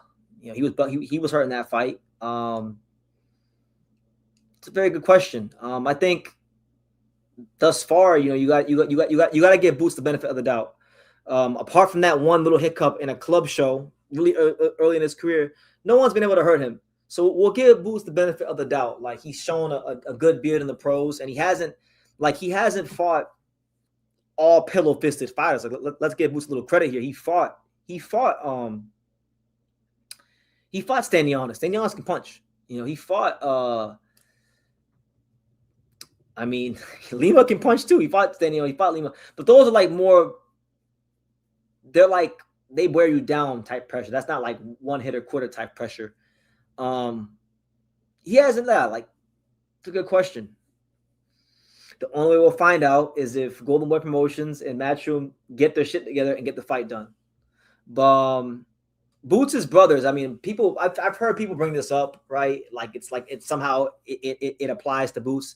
Like it could be passed down from generation to generation. But Boots' brothers, he had a couple brothers that were professionals and they didn't have great chins. So a lot of people feel like because his brothers didn't have great chins, that means Boots doesn't have a great chin. But remember, Boots is the youngest brother, and when you're the youngest brother in a boxing family, that means he got to see what his brothers did wrong all those years in the gym and weight cuts and sparring, and he got to learn what to do and what not to do. And so he can learn to be better than those guys, and he's been better than those guys. Those guys didn't win his brothers didn't win world titles or anything like that. So I'll give Boots the benefit of the doubt, but I have my questions. I have my questions about his chin as well. But I don't want to let Vergil off the hook either. Vergil has been put on it. Unlike Boots, Virgil's actually been put on his ass multiple times in the same fight by Bochuk, right? And then Ian Majumov had him lumped up and things like that. So, his chin should be called into question as well. Let's not make it about Boots' chin. His chin should be called into question. Shakur versus Tank. Who do I got? Shakur. Easy money. I'm gonna tell you guys this. I'm not no Shakur Stevenson fanboy, but I'm not picking against Shakur Stevenson. Like that's just one of them guys. I'm gonna have to see him. I have to see him lose. It's gonna be very difficult for me to pick anybody against him. And if I ever consider picking anybody against him, it's probably gonna be somebody that has a style that's more similar to his. And one criticism I could say of Shakur is he hasn't really fought anybody with a style similar to his. So even if they're boring fights, I would like to see him fight O'Shaquie Foster. I want to see how he does when he fights someone who can really box at the top level. The book of Tabit says Shakur, and I'm getting off topic. I got hella talking points. I got like 4 or 5 of them left. And you guys got me sidetracked with Shakur and all this stuff. But keep the comments coming. Smash the like button. My man said Shakur has the most educated feet I've ever seen. His style was based on efficiency and no wasted movement of punches. Damn near impossible to beat a guy like that. And Oscar De La Hoya has told you guys the same thing, that Shakur Stevenson's style is damn near impossible to break. And I don't believe it's impossible, but it's going to take a very, very, very intelligent fighter to do it. And a lot of the guys that he's fighting, Teofimo Lopez, William Zepeda, them kind of guys, they're not thinking on that level, Yeah, somebody bigger than him. Boots is not pound for pound? Absolutely not. Boots is not pound for pound. Vergil Ortiz is not pound for pound. Them guys haven't proven anything yet to be pound for pound. What do we? Yeah, you can sit here and say eye test. He has skills, and maybe he can be there one day if he wins certain fights. But no, we just handing out pound for pound now. He doesn't deserve it. Now, does he have the ability to be a pound for pound fighter? Yes. I'm not gonna deny what my 4 eyes can see. But you're telling me, you asked me who has more skills than Boots? A lot of fighters, quite a few. Listen, man, Jaron Ennis, that Karen fight 1 and 2 is fresh in my memory. I saw a guy that had a hard time dealing with movers and counter punchers, and ever since them fights, he ain't really fought 20 movers and counter punchers. So, I mean, very skillful. He's very good when things are going his way. He can switch. He's athletic. He has punching power. He passes the eye test. Got to see more from him in terms of big fights, different styles, more opponents. Before I just give him pound for pound. And the same goes for Vergil. The same goes for Vergil. I like Vergil too. I've spoken highly of Vergil as well. Same thing goes for him.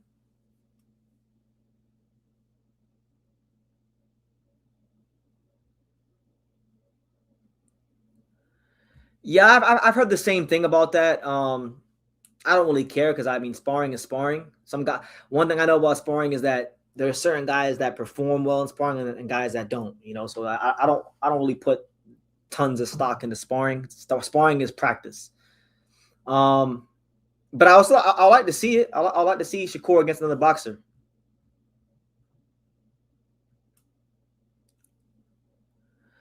I'm not. Listen, we don't know what Karen is. We don't know what Karen is because he didn't fight nobody before Boots and he ain't fought no one after Boots. So, you know, I'm not saying that Karen isn't a good fighter. I don't know what he is. I know he's a good mover. I know he's a good counter puncher. I know he's a solid contender, but like we don't really know what he is yet. But anyway, I'm getting off track here. You guys got me going with these exceptional questions you're asking. Make sure you smash the like button, subscribe. It's your boy BT True School Sports. This is in fact True School After Dark. Now look, I kind of touched on it earlier. I don't feel like I need to talk about Brandon Figueroa being on the Canelo undercard. Um, I won't talk about that. So I guess we could talk about. Let me see. What did I miss? We'll talk. Oh, you know what? Since we're talking about guys that Shakur Stevenson maybe should have fought, and you know what? I wish Hyra was here because Hyra was always asked me, man. He always says to me, BT, you never talk about Albert Bell because to be fair, and I raise both my hands, I have not made one Albert Bell video in the whole history of this channel. So guys, you're actually witnessing history right now. You're witnessing history right now. You're gonna watch me talk about Albert Bell on camera for the first time because Albert Bell is a very relevant fighter in the lightweight division right now. Lucas Body and Albert Bell have been, in fact, ordered to fight by the IBF in a final eliminator. And the winner of this fight will effectively become Ryan Muratai's mandatory challenger. Now, Body's name was linked with Floyd Schofield. I guess they're not going to fight. So Body's going to fight Albert Bell now. And Albert Bell's been one of these guys for a long time. He was a top rank, big, tall, rangy guy. What is he, like 6'2"? Can actually box, has respectable, above average punching power, right? And he just has been able to get the fights. In fact, we talking about Shakur Stevenson. There were times where Albert Bell was in position to fight a Shakur Stevenson, and that wasn't a fight that the top ranked brass and the Shakur Stevenson team really were eager about taking. You understand? So I mean, you can call it a duck, call what you want. But he was there, and he has those attributes that I'm looking for in fighters that maybe I want to see Shakur Stevenson in the ring with, even if he's looked at to be a boring fighter or anything like that. He had fights that he was the number one contender in the WBO for over a year, couldn't get a world title shot. He was linked to fighting Jamel Herring, he was linked to fighting Chris Colbert, Shakur Stevenson. It just hasn't happened for him to date, right? Because he's the Albert Bell is the definition. Like if they had a boxing dictionary with pictures and you put high risk, low reward in the dictionary, you would see Albert Bell's picture right there because that's exactly what he is. He's very difficult to beat in his style, being so long and rangy with good punching power and so disciplined and professional. And he's not a big name, and you're not gonna get a lot of money fighting him, right? So I say all that with Arabelle, and I'll go to screen share. Shout out to everyone here. I say all that with Arabelle to say this about Arabelle. This is a good fight. I like this fight a lot for Arabelle. Lucas Body is a guy that burst onto the scene back in 2024 when he knocked out Ashton Silk. Highly touted prospect. Body's a big time puncher. Not a big time one punch guy, but he's got heavy hands. So if you let him land, 2, 3, 4 shots in a row, he gonna put you out. So I look at this as a very interesting fight, honestly. Arabelle, his last fight, he fought Keith Hunter, another long rangy guy, and wound up outboxing him. Albert Bell. So as far as the guys Albert Bell has fought, in fact, hold on, let's pull up his box record. Let's really give Albert Bell some shine here on True School Sports because, like I said, it's my fault, man. I'm only one man. I cover a lot of boxing, but I've never ever talked about Albert Bell ever on this channel. So this is my first time talking about Albert Bell. That's how underrated he is, right? So he's 28-0 on paper, great record, 28-0, 9 knockouts, 73-inch reach as a 35-pounder, big for the weight class. So when you go and look at Albert Bell's record, right? Fought a couple of names. Like he fought probably the most known names he'd fought were probably Jason Velez, who's fought on a good level. Keith Hunter was decent win. I would say Albert Bell's best win for sure. It's actually not even close. Albert Bell's best win would probably be Andy Vences right here in 2019, because Andy Vences was a pretty highly touted prospect slash fringe contender at that time. Top Rank had plans for him, and Albert Bell wound up taking his O. He was the first guy to beat Andy Vences, and Andy Vences is a good fighter. Andy Vences gave Bernardo Lopez a tough fight, right? And so again, I was talking about Angelo Leo earlier. I talked about guys that don't have the luck of the draw, picking who they want to fight. This is a guy that has to fight whoever they put in front of him, right? And he has done his job. He has been the consummate professional in winning these fights. And at some point in time, one of these fighters had to take the Albert Bell test. And when I say fighters, I mean like the big names. You can't run forever. At some point, a guy has to get his shot. And this is a guy that's independent. He's been an independent fighter. I believe he's an independent fighter right now as we speak. So shit, as crazy as it sounds, as crazy as it may sound to some of you guys, this is the kind of guy I want Shakur Stevenson to fight. I know I might be in the very small minority because Albert Bell, like in Shakur Stevenson, does not sound like an exciting fight for the casual boxing fans. But if you're talking about giving Shakur Stevenson a proper test and really maybe testing his boxing acumen, Albert Bell's one of them guys. Look at he's got a decent resume. He's been a professional for a long time, 13 years now. But he's also been in a lot of camps. He sparred with Devin Haney. He sparred with George Kambosos Jr. He sparred all the top guys, better guys than even that, right? So, I like this fight a lot. And I'm favoring him. I want to get it on record now. Lucas Body's a good fighter. He's strong. He's done a good job in really putting himself on the map with the Ashton Sill fight. But there's certain guys in boxing. There's certain fighters in boxing who they know their style.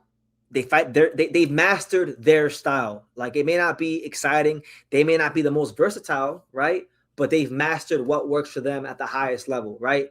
And I believe Albert Bell to be one of them guys, right? And I think he's going to outpoint Lucas Body. Simple as that. I believe it. As long as he makes his weight, as long as he makes the weight cut fine, he's going to outpoint Lucas Body. Lucas Body is strong. He's tough. He fights in the high guard. He's got decent hand speed, but I don't see him on the level of Albert Bell. I think Albert Bell's a better fighter than him. So I expect Albert Bell to win on points. And it's interesting. It's very intriguing because Albert Bell has been calling out. Albert Bell has been calling out all the top guys, right? He's been in a position to fight some of the top guys. He wins this fight, he becomes the mandatory challenger for Raymond Murataya, and Robert Garcia and RGBA. They're gonna have a chance. They're gonna have a very tough decision to make, because I know Raymond is a good fighter and he beat Andy Cruz, but stylistically, this is a. I'm not saying Albert Bell is better than Andy Cruz, but it could be a more challenging fight because Andy Cruz ain't 6 feet tall. Andy Cruz don't have a 73-inch reach with above average punching power. It's a difficult fight.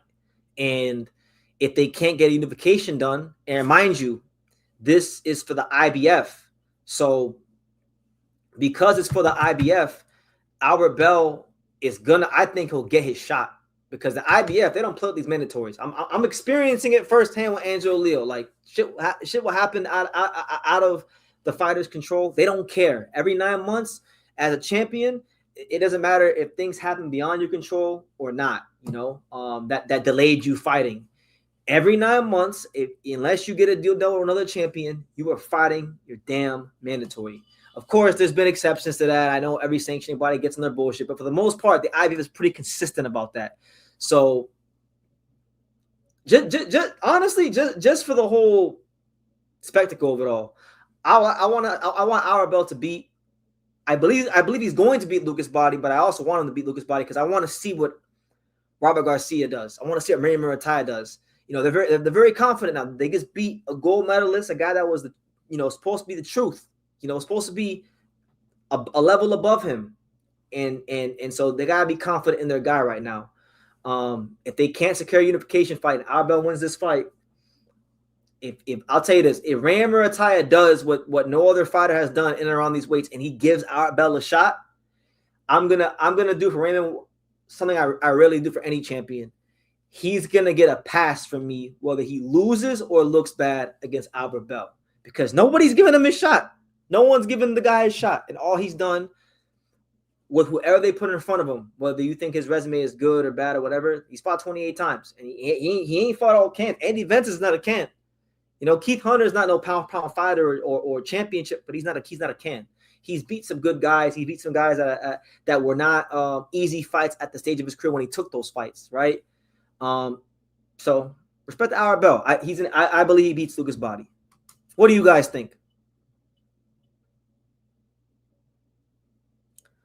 Shout out to my man Joshua and Fix Electronics. My man Joshua says, BT the GOAT. Good to see you, champ. And then Fix Electronics says, the untouchable True School Sports Empire. That's right. We here in the building. In the building. And my main man, 50 grand, the pride and joy of all. Not just North Las Vegas, not East Las Vegas, not South Las Vegas, not West Las Vegas, but the whole Las Vegas. The whole fight capital of the world. Main man, Johnny Cortijo. One of the most integral parts of Team Angelo Leo. Good to see you, champ. And I know Johnny's been very bullish. I know Johnny's been very, very high for years about Arbel. Yeah, I believe Arbel beats Body by UD. Body obviously has that chance for a knockout. You don't want to write Body off, but I watched the Ashton Silva fight. I watched the whole thing when it was happening. Like, Ashton Silva really should have beat Body. He just got very, very careless. And he got knocked out. So that's that punching power factor from Lucas Body. But Albert Bell ain't no damn Ashton Silva. This is a real seasoned veteran in the game at the highest level. Maybe not in terms of the 28 fights he has, but when you factor in the guys he's fought, his experience under the lights, and then his experience in the gym, he's on that level, you know, even if his name's not the biggest. And I don't like, to be honest with you, like I'm not trying to disrespect Lucas Body. I think he's a good fighter, but I don't view that as an upset. Albert Bell should win that fight to me. I would be, I don't want to say shocked, but I would be mildly surprised if Lucas Body beat Albert Bell. I would be impressed. I'll put it like that. I would be impressed because style-wise, I think that fight is just all wrong for Lucas Body. So I'll tell you this: if Lucas Body becomes a mandatory challenger, he will have earned it. Absolutely, he will have absolutely earned it. You know, and the thing is, Albert Bell might actually get a fight now because Top Rank's homeless. You know, Top Rank's having to outsource, like Top Rank and PBC. They're having to outsource their guys to other cards and other countries and other companies just to stay afloat. You know, so you know, it's a sign of the times. But yeah, that's my thoughts on that. Shout out to everybody here. It's your boy BT, the untouchable True School Sports Empire. It is, in fact, True School After Dark. Make sure you guys say what's up. Make sure you guys thank this cup of coffee, because this cup of coffee is why I'm here talking to you guys and definitely, you know, having some good boxing talk. My man Spooky Nightmare says that he expects Arbel to win and put a 117-111 performance on him. I'm expecting something along those lines. 117-111, maybe a 116-112. But I'm expecting somewhere more in the range of a 117-111, or maybe if Arbel is really on it, maybe even a 118-110. But I'll say that I'll say this about Arbel: with him being 6 feet tall at 35, the just like Espinoza at featherweight, the concern is always going to be weight cut, you know. And when you're fighting a puncher, if you don't have a good weight cut and you are weight drained, you know, your brain has a certain amount of fluid around it, right? When you're hydrated, and when you're dehydrated, when you have a bad weight cut, you lose that fluid around your brain. And when you lose that fluid around your brain, your punch resistance goes down, right? So that's something to watch out for Arbel as far as the weight cut. I'm not saying that Arbel is a special fighter, because Rat Machine is saying Arbel is just another Robert Easter Jr. Listen, for all intents and purposes, Robert Easter Jr. was a world champion. And I wasn't no big Robert Easter Jr. fan, but he got to that level, right? So that's not necessarily an insult. I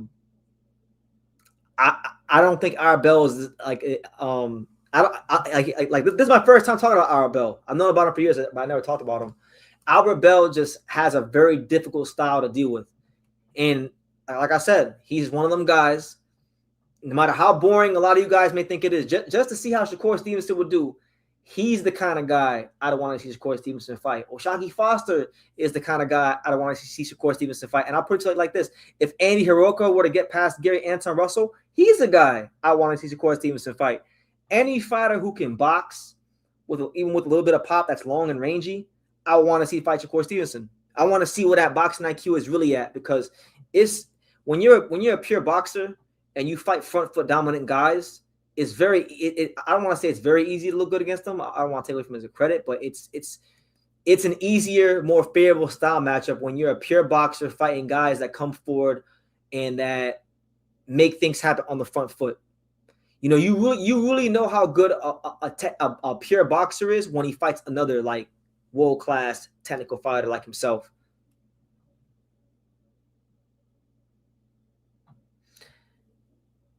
I remember when Robert Easter Jr. got exposed by Mikey Garcia, but Mikey Garcia is world-class, creme de la creme, top shelf. That was a pound fighter, so there's no shame in that. Random question, but yo, BT, prime Lennox Lewis versus Ball George Foreman in 15 rounds. Who you got? Ball George Foreman? You talking about cross-arm defense, George Foreman? You talking about George Foreman grill, Christian Revival, George Foreman? Shit, I don't know, man. That's a good one. Call me crazy, call me insane, but you know, Lennox Lewis didn't have the greatest of chins. We saw McCall and Rockman knock his ass out bad. And one thing about Foreman that he doesn't get credit for, especially in those years when he was bald, so crafty, just as a counter puncher, the way he would disguise his jab, his power jab. I would see like Lennox would probably win that fight. He'd be winning that fight like 6 rounds to 1, something like that. And I feel like George would get his ass middle rounds. But that's just me. I think very, very highly of George Foreman, as I do Lennox Lewis. But I don't know, man. Like the key in that fight would have been Lennox's his chin, his durability, and George. He would just do like really crazy things, like to set up big time shots, you know, because he wasn't just like a lot of these heavyweights. They fight either in the classic boxer stance or the high guard. George fights you in the damn cross arm defense. He be doing this shit, the Archie Moore, and he knew how to land, you know, the counter uppercut. He could throw the lead uppercut from weird angles and hit you flush. So I mean, it would have been an interesting fight. But I digress. Shout out to Ira Bell. Shout out to Lucas Body. That should be a good fight. And then I guess my last 3 talking points, I'll just run through them right quick, and I won't harp too much on these 3 things. But let's run through these last 3 talking points. So you got so one of the main stories from the UK that came out recently was you know, Daniel Dubois and Fabio Worley. That's a big time fight over there, and not even just over there. It's a big time fight for the heavyweight division in general, because you got one guy who's a former world champion versus one guy who's a current world champion. One guy has lost. You know, he lost, got his mouthpiece knocked out into the 10th row in the Usyk rematch. The other guy just scored a big time upset with Joseph Parker. So one guy is a bit on the way down. One guy is at his apex. So, you know, again, we talk about crossroads. This is a crossroads in a sense, especially in the UK, especially considering that these guys are not like, they're not from that Fury, Joshua Wilder era. They're from the new era, from this newer era. So Daniel Dubois and Fabio Worley, let's talk about it, because let me X that out right there. So Daniel Dubois and Fabio Worley. Right here, you had Daniel Dubois that came out the other day, because the fight, I guess, is in negotiations, and he didn't have a lot to say. You know, Daniel Dubois is not a man for many words, but he said, and I quote, as you guys can see on the screen, Fabio Worley, let's sign the contract, let's get it on. And you guys know Daniel Dubois, he not ducking no smoke. He fought Jarrell Miller, he fought Anthony Joshua, he fought Filip Hrgovic, he's fought Usyk 2 times. This is a guy that's been willing, ready, and able to step up to the plate and make big fights happen for not just British boxing, but the heavyweight division. And the same thing goes for Worley, you know. Two real, true, great representatives of heavyweight and British boxing. So I'm hoping this fight gets done. I really do hope this fight gets done because I don't think it's going to be a fight that lasts long. I think this is a fight that doesn't go past the 5th round. I don't think it goes past the 5th round at all. Dubois, very big, very strong, never really had the greatest gas tank. Wardley actually does have a pretty good gas tank, and he carries punching power late in the fight. So even though I like Dubois, and I would love to see him win. I trust me, I really, really would. I would probably lean slightly towards Fabio, just slightly towards Fabio, because if Dubois, I'll tell you right now, if Dubois don't hurt Fabio in the first 3 rounds, Fabio has the stamina to fight 4, 5, 6, 7, the whole 12 rounds. And this is a guy in Fabio who, let's have it right.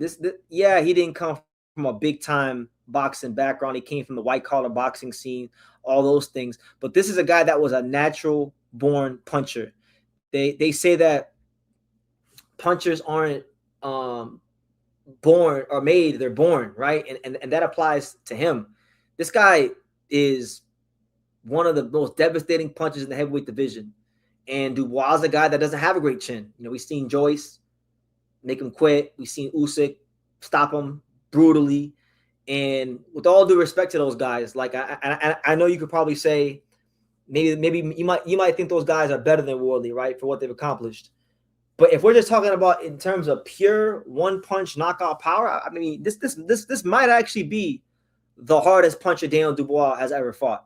Because I'll tell you this, to stop Joseph Parker in the 12th round, it takes a real special hard man to do that in terms of punching power, right? Dubois has had an interesting run around with his training situation because he left Don Charles. Now I guess him and Don Charles are back together again. So we know that the best version of Daniel Dubois existed with Don Charles. Don Charles is a coach that was able to get the best out of Daniel Dubois. Supposedly they're back together now, and I would expect the best Daniel Dubois that could possibly present himself on that night. And I think the key for Dubois here, I mean, he's not going to ever be like a Evander Holyfield type of fighter, like a 15-round fighter or anything like that. He is what he is.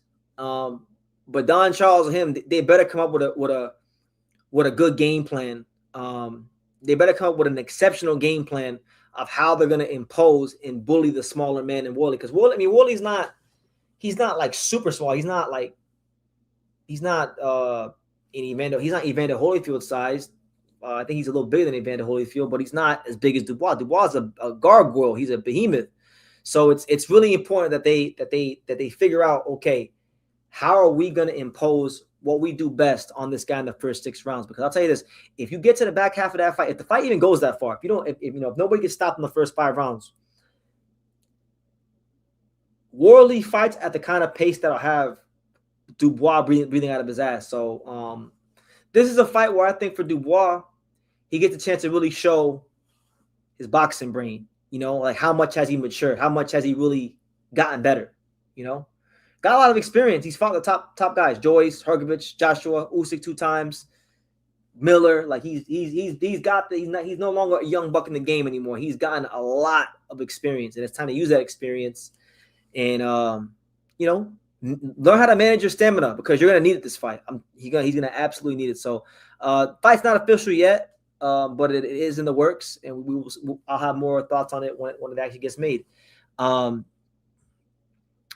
Wardley is more mentally resilient than Dubois. He is. That much I gotta give him. He didn't have the same pedigree coming into the pros, but punching power is crazy. And like his mentor, he's tough, man. Bobby Wardley's a real, and it's crazy because they always say like boxing's a 4-minute sport. You got to come from a super tough background. He didn't come from a super tough background. This guy came from middle corporate America. Working in an office, pushing pencils and shit like that. And look, he's out here pointing hands on the top heavyweights in the world. So Albert Bell was watching this segment, by the way. Was he? For real? Did he comment? he commented, shout out to Arabelle. I didn't see no Arabelle comment, but if he was in here, shout out. How do you know he was watching the live? Did you send it to him or something? Like, how do you know?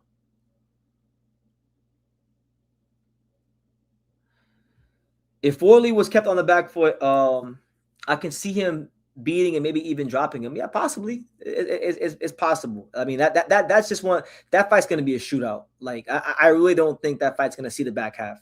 It's going to be something similar.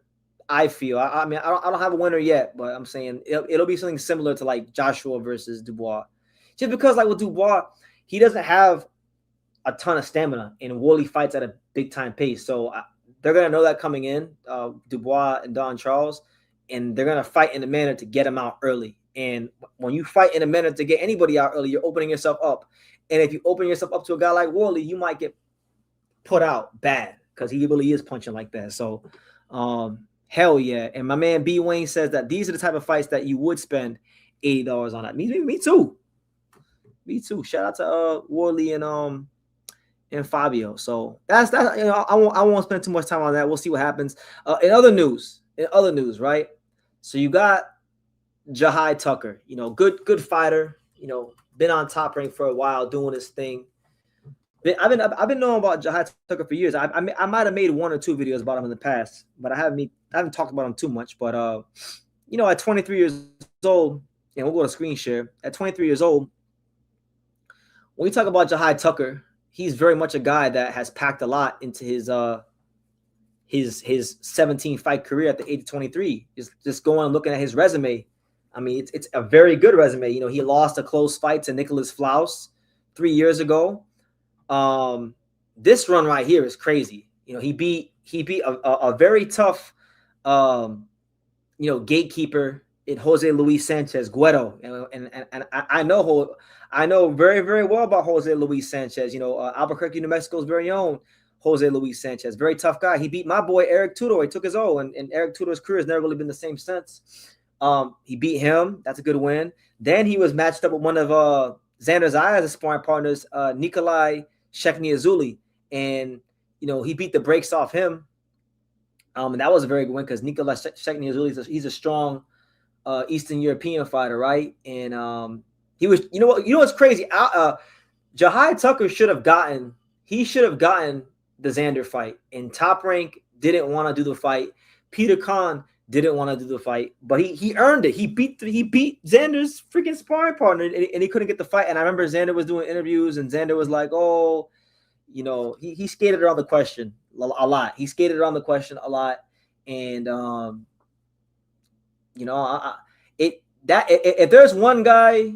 And see, I like Xander Zayas, so I'm not gonna talk down on him, but I'm telling you guys the truth. If there was one guy you could accuse Xander maybe ducking, it would probably be Jahai Tucker, because Jahai Tucker was in a position to fight him.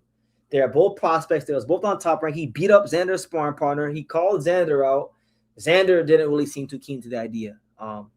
That's the only guy though. But anyway, so then he loses to Nicholas Flaus right after that, right? And then they don't do him no favors. They matched him up with Francisco Daniel Verón, who's a tough Argentinian fighter, who's to this day, Francisco Verón is 16-1-1. You see, he's beaten Vladimir Hernandez. He's beaten Romain Villa himself. He beat Timur Karavov, who was a good fighter, Verón. So Verón's actually an underrated fighter, and Tucker had a draw with him on the Espinoza-Basie Ramirez 1 undercard. I was there. He beat Quincy Lavales, who also is a good fighter, solid gatekeeper type fighter. He beat the Trojan, Troy Williamson, another fringe contender. And then he beat Lorenzo Truck Simpson, a guy who's had a bunch of hype for a lot of years. So I say all that, and I set the stage to say that Jahai Tucker is a good fighter. And I want to give him his flowers for the tough fights he has taken and for the tough fights he won. Because I'll tell you this, he has not had an easy road at all. This is a gauntlet of fights to have this damn early in your career, back to back to back. And that's why he's so confident. That's why you see him talking shit, because he's fought really good fighters at an early stage of his career, and iron sharpens iron. So I say all that to say this and set the stage to say this. So Jahai Tucker was ordered to fight, or I guess he was offered to fight, Yoan Elise Hernandez, the big, strong Cuban middleweight that a lot of people are like in love with. Now, what I'll say is this. I think Yohan Luis Hernandez is a good fighter. I like Yohan Luis Hernandez. But honestly, he's one of them guys, and I feel like people feel. I feel like the way that I feel about Yohan Luis Hernandez is the way that boxing fans feel when I talk about certain Japanese fighters. And I feel like every boxing fan is like this, where there's just certain fighters that people in the boxing community rally around that aren't big names, like the boxing hipster pick, if you will. And for me, this is the one guy that when I hear people talk about how he's this and he's that, I'm like, you guys are doing too much. He's a good fighter. He's explosive. He did beat Kyron Davis, so I'll give him that. But he ain't really fought no one. His second best win after Kyron Davis is fucking Bryce Henry, who's from South Florida, who's a decent little fighter, but like that's not anything. Like the way he gets talked about, your second best win should be Bryce Henry, right? So anyway, Jahai Tucker, Yohan Luis Hernandez, I think that's a very good fight. This is a fight where if Yohan Luis Hernandez were to get it and dominate and win, now we're talking. Now you're getting me to believe in Yohan Luis Hernandez, right? But I gotta wag my finger at Jahai Tucker. I gotta wag my finger at him because we're in a climate in boxing right now where Top Rank can't even afford a ham sandwich. They can't even afford to keep the lights on. They can't even go to the grocery store and buy them a pack of Marlboros and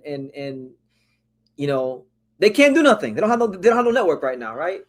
So that being said, you got Jahai Tucker on Instagram tagging Yohan Luis Hernandez and he said, "Stop being cheap. Send the real bag. Let's get the fans what they want. 500,000 to see my face." So essentially, what Jahai Tucker is saying is that he wants 500 grand to fight Yohan Luis Hernandez. Now, I'm not going to question Jahai Tucker as far as his willingness to fight people because, again, I just went through the resume. This is not an easy road. So I want to give him his just due for the tough opponents he has fought, for the career he has had, because a lot of fighters aren't taking these kind of fights this early in their career, and he deserves credit for how he's performed under these circumstances. 17 fights into his career. But man, I gotta call a spade a spade. In this scenario, bro, Yohan Luis Hernandez is not no $500,000 fight for both you guys combined, let alone for you, Jahai. So my thing is this: it's a negotiation, so you can throw a high number and meet in the middle. I get it. But if you're dead serious about wanting that 500K to fight Yohan Luis Hernandez, then I gotta call a spade a spade. You're ducking him. You don't want to fight him, and you're making people who feel like he's this boogeyman. You're giving him confidence to feel that way, and it's pissing me off because, like, he's a good fighter. I think he's got a lot of skill and ability, but I just the way people talk about him, it's pissing me off because he's not on. He hasn't fought anyone yet. He fought Kyron Davis, he fought one guy. He fought Kyron Davis, right, which is a very good win to have. But like you making this guy look like he's the scariest person in the world, and you guys hate when Bakram Murtazaliev and Subra Matias and Philip Hergovich and these guys that fighters don't want to fight, and because of the boogeyman, you hate when it happens. But if Jahai Tucker is asking for 500K to fight Yohan Luis Hernandez, it's gonna get to a point now where you're gonna have promoters. They're gonna start promoting this guy right here as the boogeyman, and I'm really not trying to hear all that. You're at middleweight. It's a division that's very thin, right? So I think at some point Yohan Luis Hernandez is going to be a world champion because the division is that damn bad. If you're even an above average fighter at middleweight, you're going to have a chance to be champion in the next year because it's that terrible. But absolutely unrealistic. It's unrealistic, and this is why Zuffa boxing exists, because you got guys like Jahai Tucker who, yes, very good fighter.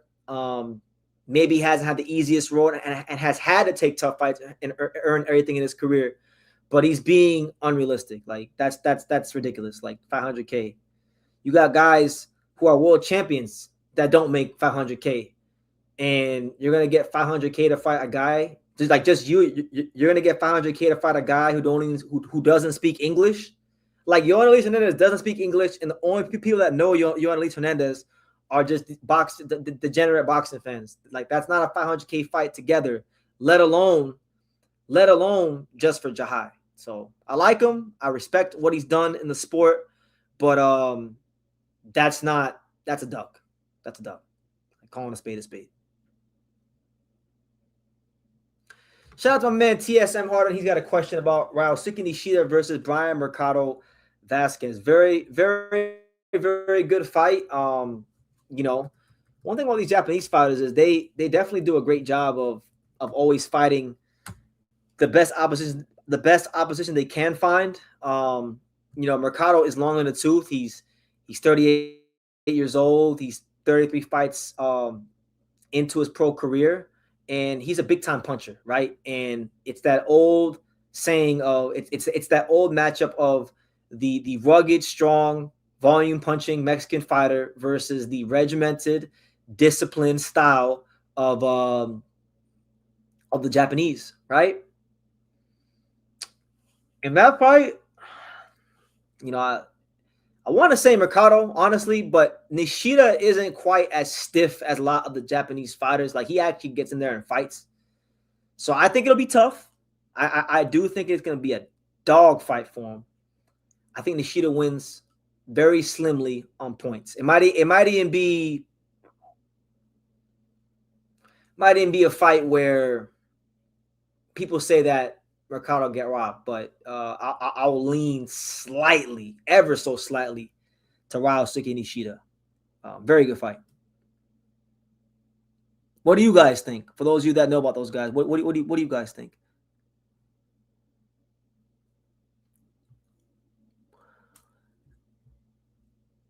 To be honest, look, man, I'm not trying to pocket watch. At the end of the day, you're a fighter. You got to get what you feel is best for you at the end of the day. Because at the end, when the career is over, like, I'm not going to pay the fighters' bills. You guys aren't, so they got to look after themselves. So I get it, but you got to also be realistic too, and just read the room. Like, Top Rank don't got money like that. Top Rank's not even paying champions that much money. I'll tell you that right now.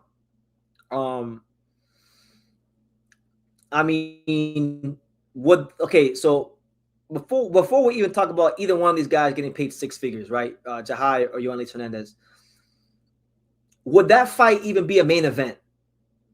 Because I'll tell you this, if that fight's not a main event, then neither guy has a chance to be a six-figure fighter. Straight up. Like, even if they are the main event, I mean, where are they going to put the fight? Where is it going to sell? Are you going to put it in Cuba? Are they going to come to the fight? Are they going to put it in Miami and get a bunch of Cubans to come? Like, where is the ticket money going to come from? Can these guys even sell tickets like that? Like, I just think it's really unrealistic. And Jahai has been willing, ready, and able, and he has proven himself at a good level. Like, I can't dispute that. He has proven himself at a good level in boxing. But that's a duck. That is definitely a duck. Tucker says, I got Mercado via stoppage. Nishida has poor defense and has a tendency to get bad facial damage even in fights he wins easily. New weight class, come up with stoppage loss against a volume puncher. I ain't mad at it. We'll see how it goes. I know that's the fight you're really excited about because I seen you tweeting about it, and I gotta do my video on it soon. Maybe I'll change my pick. Maybe I'll change my pick when it gets closer. But right now, I'm going with Nishida by split decision. How about that? Do I still think Murataya is not the goods? He's a very good fighter. I think he's a very good fighter. He beat Andy Cruz. I don't think he's no pound for pound fighter. I think he's good. Let's not confuse what he had a good performance, but let's not a very good performance actually in some regards. But let's not confuse what he did in there like it was some sort of like Angel Leo Venado Lopez performance. Like, it was very good. It was very, very good performance. I don't think he beats Shakur. I don't think he beats Keyshawn. I don't think he beats a lot of guys, but I'm looking forward to seeing him develop. One thing about Raymond, and I'll give him this. I'll give him this. He showed that he can rise to the occasion. So maybe he just needed a guy like Andy Cruz in front of him to rise to the occasion. But when you say the goods, like, what do you mean? Like, if he's a world champion, so in he's already in a sense proven he's the goods to a point. When you say the goods, like, what do you mean? Like, do I think he's going to be a pound for pound guy? Do I think he's going to be undisputed? Because if you're asking me in that context, I'm going to say no on both counts. But again, he's got a chance to continue to prove me wrong.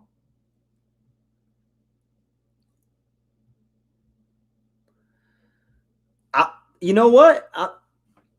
I love that fight.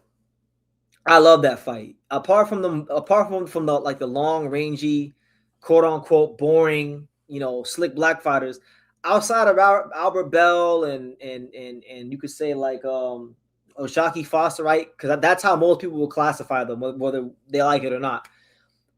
Outside of them, I think Murataya would probably be one of the top fights I'd want to see out there for Shakur. Because Murataya, one thing he showed, one thing he showed in the Andy Cruz fight, he could go ahead and cut that ring off, got good ring craft.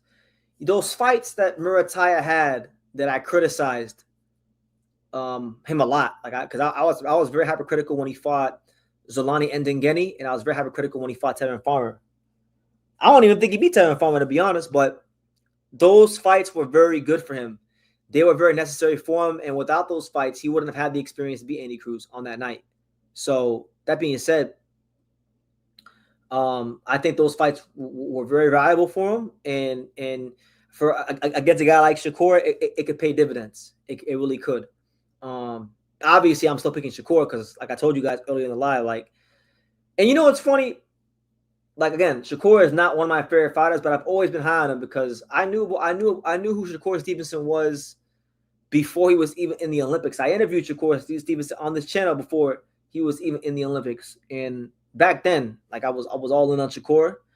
And in terms of him winning and beating the best guys in and around his weight, I'm still all in on Shakur. But Murataya, you got to give that man his flowers. You got to give him his due. That guy fought a gold medalist Olympian who had proven up to that point that he was well adjusted to the pros. Sure, he had his problems in certain fights, but he was well adjusted to the pros with a very high level trainer in Vergil Ennis. And from the first 2 rounds, he did a good job cutting the ring off and won some of the early rounds off of Cruz, which a lot of people, myself included, didn't expect because normally when you got a guy who's faster and moves around a lot with that pedigree, knowing that guy will take the early rounds. But it's a testament to Raymond's ring craft and what they teach at RGBA that he was able to do that. So hell yeah, why not him and Shakur? Because Raymond, to his credit, he's been calling for those fights for a while. I remember vividly Raymond in 2024 calling for those fights like crazy. So I ain't against it. TSM Harden says, but did you know that Inoue had an exhibition versus Daigo Higa? I heard about it. I can't say I watched it. I can't say I know a ton about it, but I've heard about it. I've heard people talk about it. I've seen the Japanese tweet about it.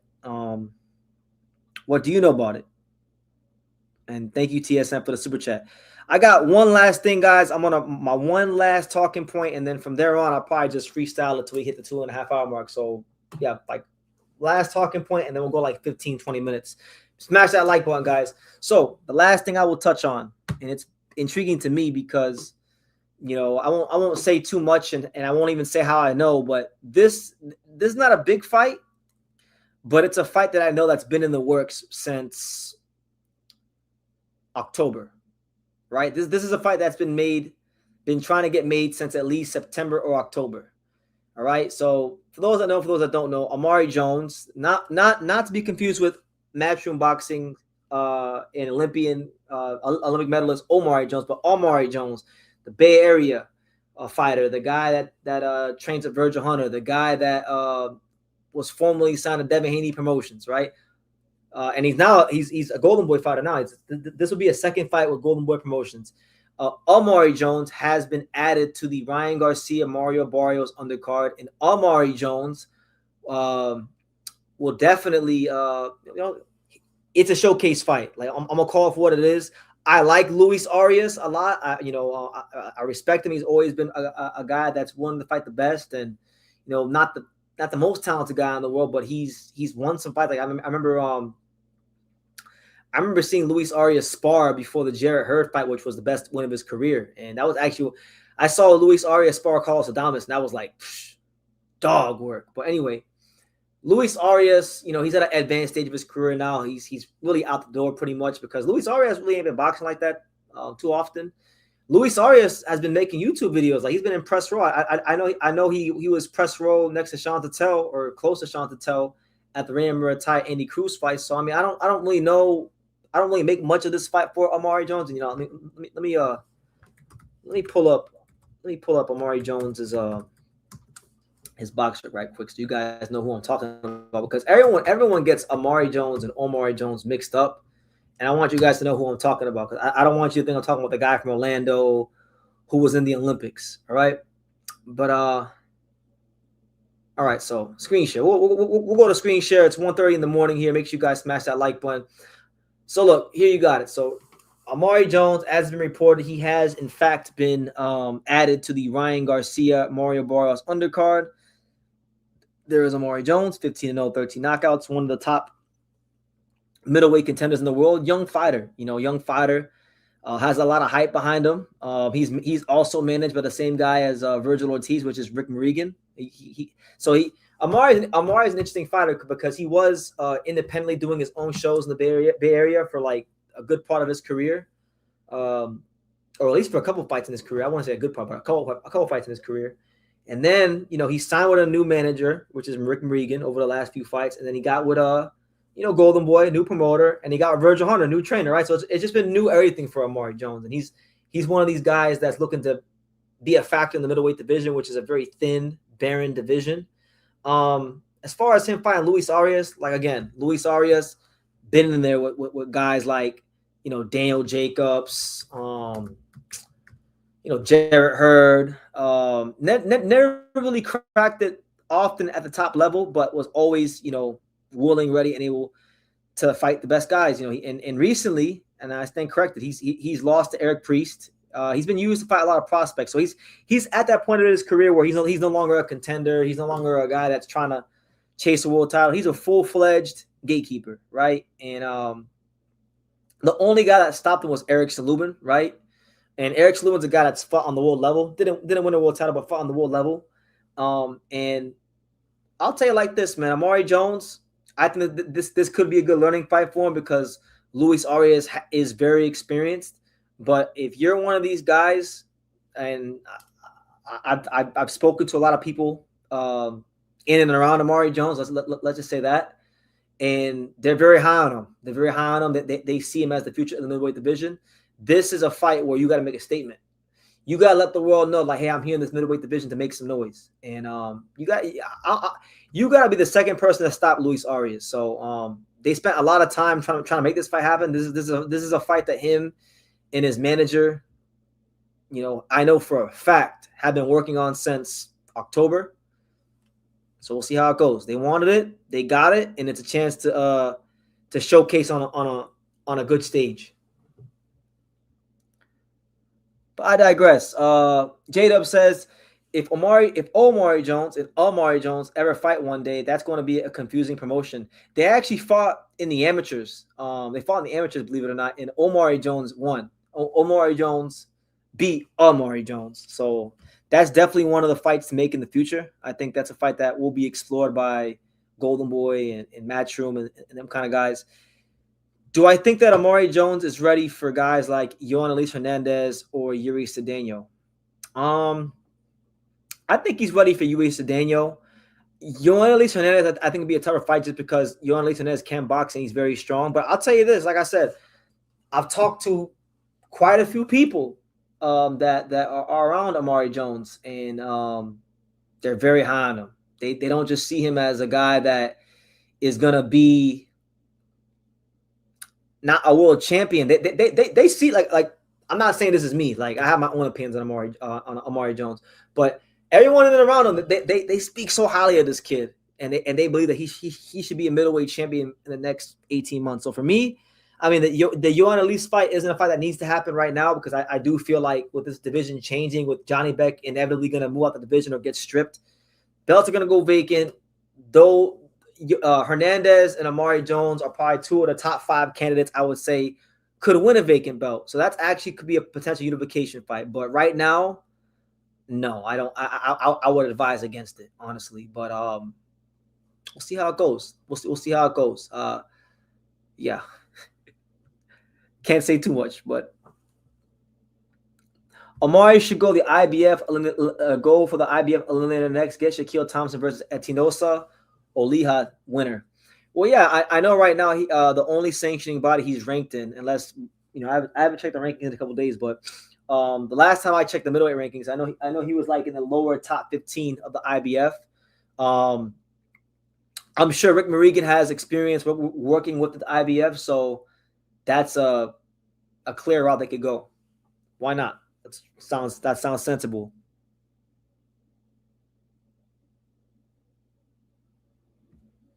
BT, the vacant title fights are done already. Queensberry have both for what for middleweight.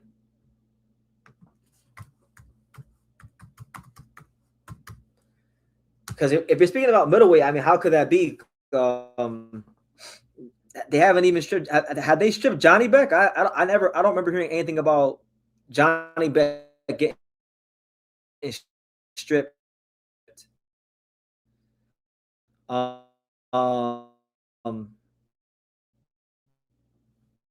what it was? Is Dan Bentley gonna fight for and Shaquille Thompson fight for IBF? Is that what you're telling me? Well, you know what? I'll tell you this. Amar Jones, I think he's a good fighter. I think he needs more experience, but for those guys, for them kind of guys, I think Bentley and Shaquille Thompson are very beatable fighters for Amari Jones. Very beatable fighters. Um, you know, I would say, like you said, fight the winner of that for one of these soon to be vacant titles. Because I'm telling you, man, like he's got 15 fights already. He's got a lot of high level sparring. He sparred with Devin Haney. He sparred Joshua Buatsi. Like he's a season, like he's not like super seasoned as far as like the guy he's fought under the lights, but in terms of his gym experience and whatnot, I think he's seasoned enough to step in the ring with those guys. And if he's really the good, like they say he is, then I think that Amari Jones should be able to beat those caliber of fighters. And if he can't, then he's just not really on that level, right? But yeah, good young fighter, rangy, got a good frame on him. Kind of, definitely has some Devin Haney-esque things about him. I would say he probably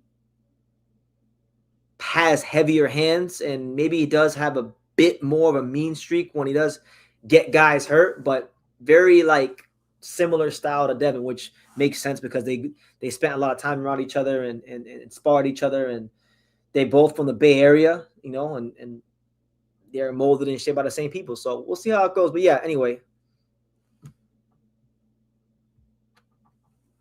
I know Denzel personally, but the reality is anyone who wants to do anything at what level should beat him easily.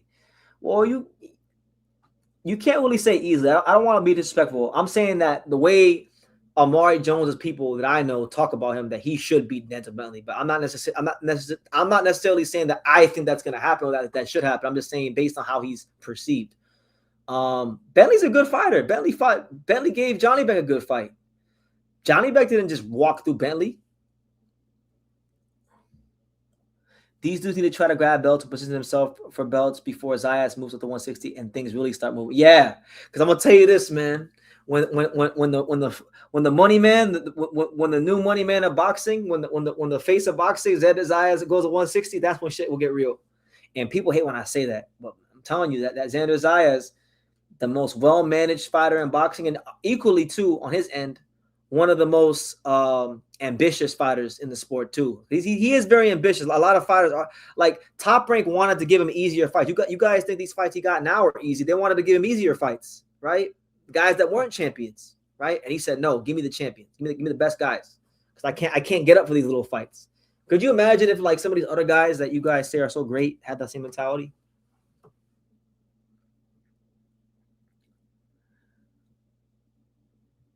Yeah, that was like that was 4 years ago. You're right. That was 4 years ago. You probably got a point. So we'll see how it goes, man. I think Amari Jones is definitely one of the front runners to win a middleweight world title this year. Just if not this year, I would say in the first 2 quarters of next year, because like boxing isn't just about how good the fighter is. It's also about who he has in and around him, right? And he has the right people to get him in position.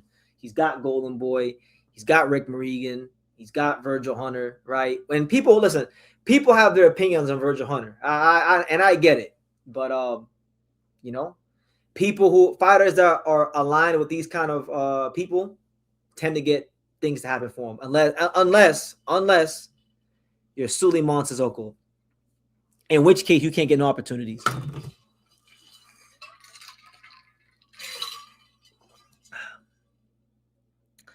Am I going to Fundora versus Thurman? I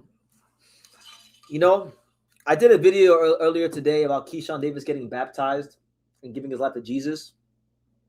And I was very open about what God has done in my life. And, in the Bible, it says, Joel, that do not worry about tomorrow, for today has enough troubles of its own, right? So I haven't even gone to Vegas for Ryan Garcia and Barrio, so I couldn't even tell you yet. I don't even know. I don't even know. I'm probably gonna be in camp with Angelo Leo when that fight happens. So I don't even know. I just know that I'm going to be in Vegas for the Ryan Garcia Barrios fight. That much I can tell you.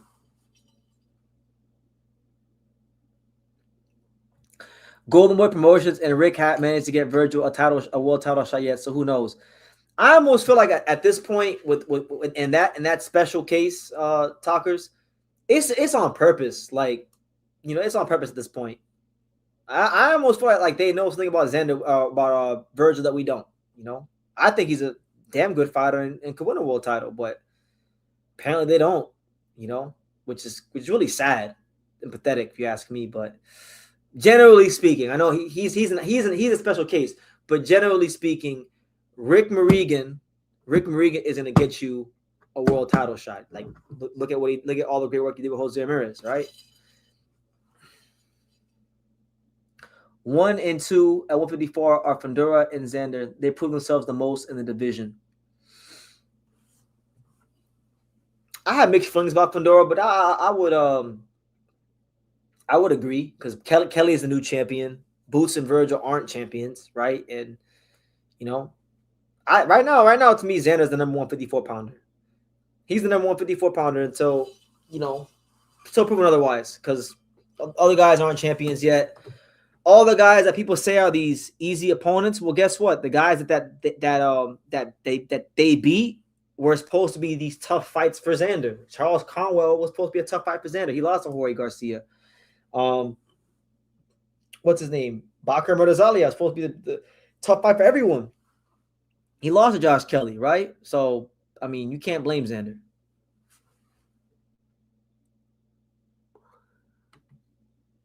Fundora was unified too, just like Xander. He was. He's a good action fighter. Fundora. I like Fundora for what he is. I think he's a good action fighter. I don't see him as like an upper echelon, top tier guy, But I enjoy him for what he is. He's a fun fighter to watch. He did beat Tim Tszyu. He has beaten some good fighters, but for me, it's Xander. I think Xander's the best 54 pounder in the world right now. Now, Boots and Vergil, obviously, they get the fights. They fight each other, and if they get the fights, then that could be one of them. But they gotta get the paperwork together. They gotta clean up their act, tighten up. And that's what I'm saying. Like, he ducked Xander. That's not. I completely forgot. Fundora didn't want no smoke. Everyone keeps saying that Xander is this protected fighter, but when Xander wasn't a champion, he ran down on Fundora. When Xander wasn't a champion and got an offer to fight Vergil Ortiz from Turkey, he said yes. All right, and then ever since he became champion, he's been moving quick, super quick. And if they don't go ahead and make these Boots and Vergil fight soon, and they follow the paperwork, they're gonna look up they might look up by the end of this calendar year, not 2027, this calendar year. They might look up and they might see Xander Zayas as the undisputed 154-pound champion. Now, how would you guys feel about that? How would you guys feel about if Boots and Vergil don't get their fight done and they can't get in a position to get the world title shots? How would you feel about Xander Zayas become the undisputed champion by the end of this calendar year? Because I really believe that. I really believe that he's gonna move that damn fast.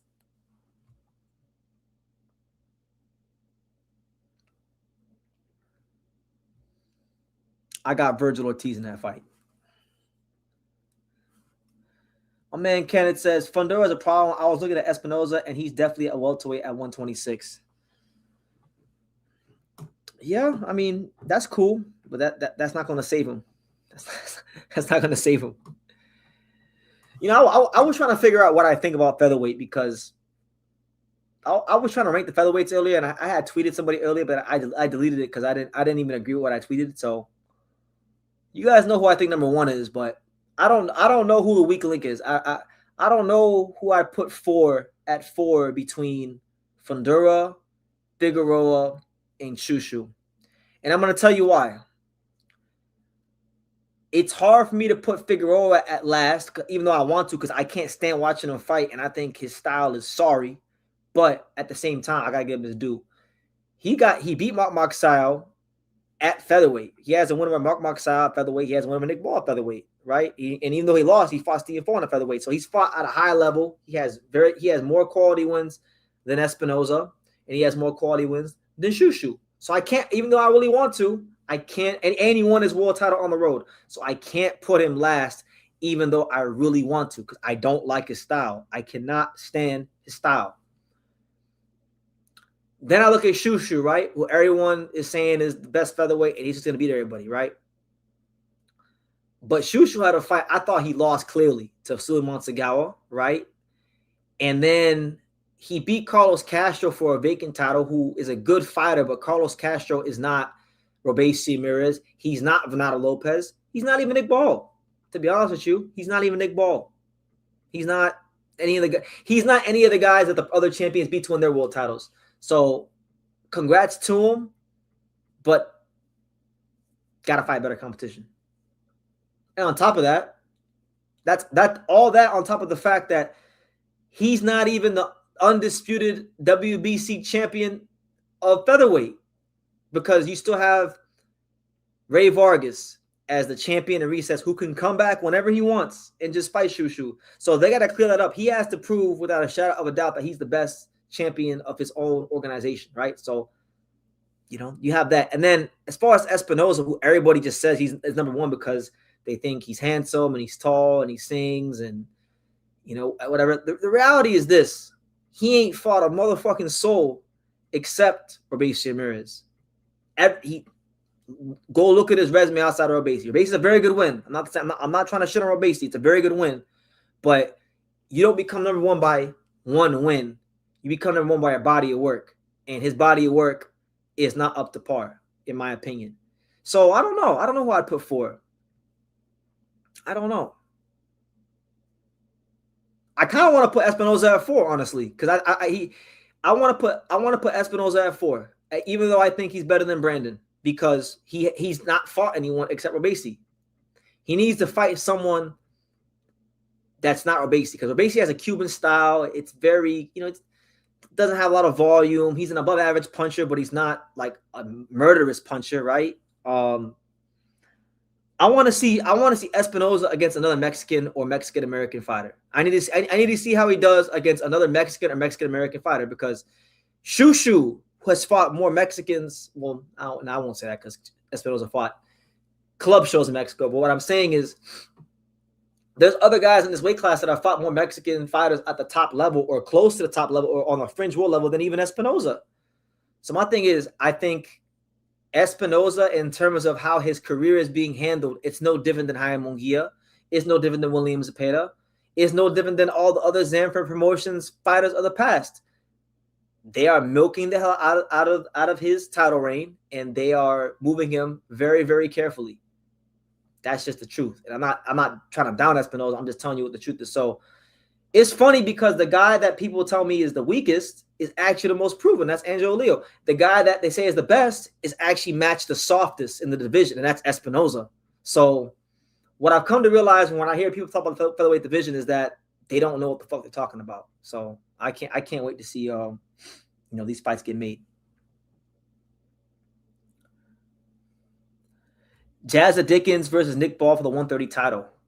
So I see what you did there. So you want somebody else to do the Nick Ball what Nick Ball was doing to everyone when he was champion. You want a guy to pick You want a guy to pick him up in weight. That's funny. I'm not against it. That'd be a good fight for England. I believe Jazza Dickens is a Scouser. Nick Ball is a Scouser. So there you go. Liverpool versus Liverpool. Two big names in British boxing. Why not? Run it. I feel like everybody at 126 is hiding out for the Inoue sweepstakes. I disagree with you. It's not true. You can't now look. You can't say the two guys. You can't say really. You can't. The only guy you can say is hiding out for the Inoue payday is actually Espinoza because he's been champion long enough to where you can say, look at the guys he's fighting. Look at the guys he's fighting since he's been champion. He's been moved a certain way to look good against very limited opposition as champion, right? Shu and Figueroa just became champions like in the last month, so you can't really say anything about them. They haven't had time to sit there and wait. We have to see how they move as champions. And then as far as Angelo Leo, he can't get fights because Pro Box doesn't want to invest money in him. And his fight with Rai Salim is going to purse bid. And right, that begs the question. Espinoza was really the best featherweight in the world and wanted to fight because he's the one that has the power in that negotiation, not Angelo. He's the one with top rank behind him. He's the one with the big Mexican fan base behind him, right? Why hasn't Zanfer put their foot down and said, you know what? We want this fight? It's a question to ask. Who do you have winning on Frank Martin versus Nahir Albright and Hitchens versus Oscar Duarte? Very good fights. I would say either pick'em fights or close to pick'em fights. Very, very, very good match fights. I'm going with Nahir Albright by decision, and I'm going with Richard Hitchens Hitchens by decision as well. I'm gonna go with those two. But very, very tough fights to pick, honestly, because Duarte, he's dealt with a similar style to Hitchens by fighting Kenneth Sims Jr., right? And then Frank Martin, I'm more confident in the Frank Martin fight because even though Frank Martin is more explosive and there's that danger that he could knock out Albright and just, be too strong for him, Albright, I think, is too crafty and sharp for Frank Martin. Honestly, like I know he beat Bartholomew, but like, listen, man, you ain't gonna fool me. I've been knowing Rances Bartholomew for years.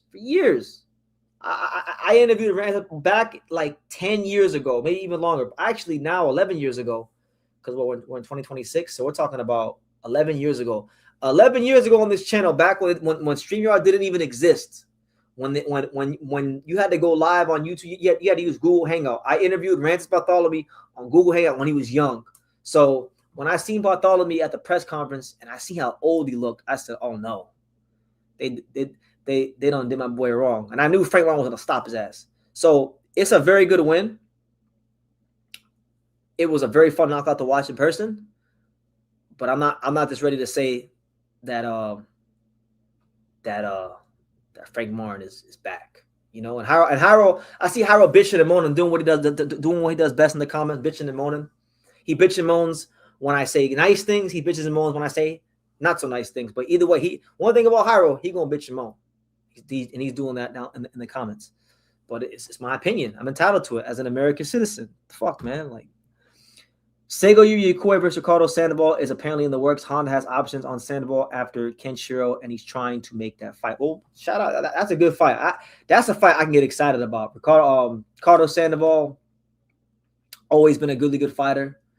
I always thought he was underpromoted by Golden Boy Promotions. I still don't think he beat Kenshiro. I thought Kenshiro beat him, but that's neither here nor there. We all know what Sego Yuri brings to the table. He had a great all-time great fight with Kenshiro. He had a stay busy fight that he won to get back and knock the cobwebs off. And then you know what? He's going right back into a tough fight with Sandoval. Now look, I'll tell you this, Sego, you don't really know where he's at. Like, you don't know what that kind of fight would do to him moving forward. It's gonna take something out of you, right? Now I'm gonna mention a fight that I know Hiro in the chat is gonna get fired up about. He fought Artem Dalakian, who was a mover, moving like crazy, right? Now Ricardo Sandoval ain't gonna be circling the ring like no damn Artem Dalakian. Artem Dalakian was moving a lot, but he may have to exercise some demons in that fight. So we'll see. It'll be a good fight. I'll be rooting for Seigo. I like Seigo. You know, I had a good experience with him in Japan, so I'd be nice to see him win. But I'll probably lean with Sandoval that fight because coming out the Kenshiro fight, coming out the Kenshiro fight, like you know, he left some pieces of himself in that ring. But if Seigo wins, I'd be over the moon for him. What are your opinions on ex-pros going to bare knuckle? Selby has signed with them, and it's heartbreaking to be honest. I don't like it, to be honest. I don't like seeing Paulie do it. I don't like seeing Gamboa do it. I don't like seeing none of these guys do it. I think, you know, obviously, guys got to make money. So I get it if you need money, but I personally don't like seeing it.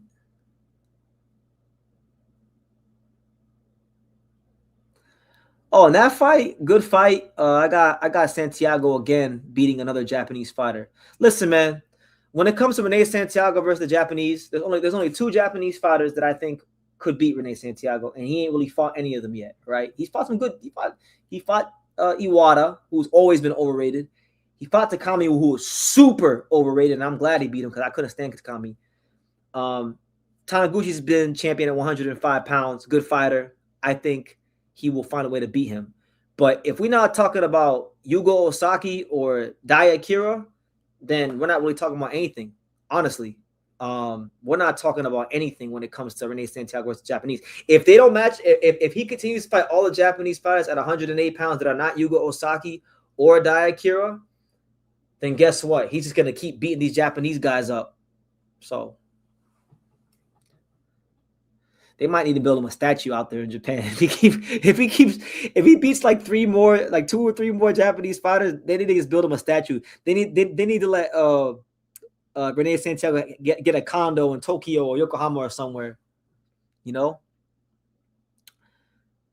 My man said, I thought you're based in Japan, bro, because of the Japanese boxing posters behind you. Well, no, these like this magazine, I got it when I went to Kosai Tanaka's gym in Nagoya. They let me have it. It's like you can't even find this magazine on eBay. It's a boxing beat magazine from 2014 with the Inoue, Roman Gonzalez, and Kazuo Ioka. And it's like, I guess, talking about how they're all supposed to fight each other back then, right? So probably one of my most prized possessions. And then you got this Kenshiro thing that one of my subscribers gave to me in Vegas from Japan. So, you know, the Japanese hold a special place in my heart, but no, I'm in America. I live in America. But I go to Japan every year, and I have an affinity for the Japanese fighters, and it's very meaningful work we do covering Japanese boxing, you know.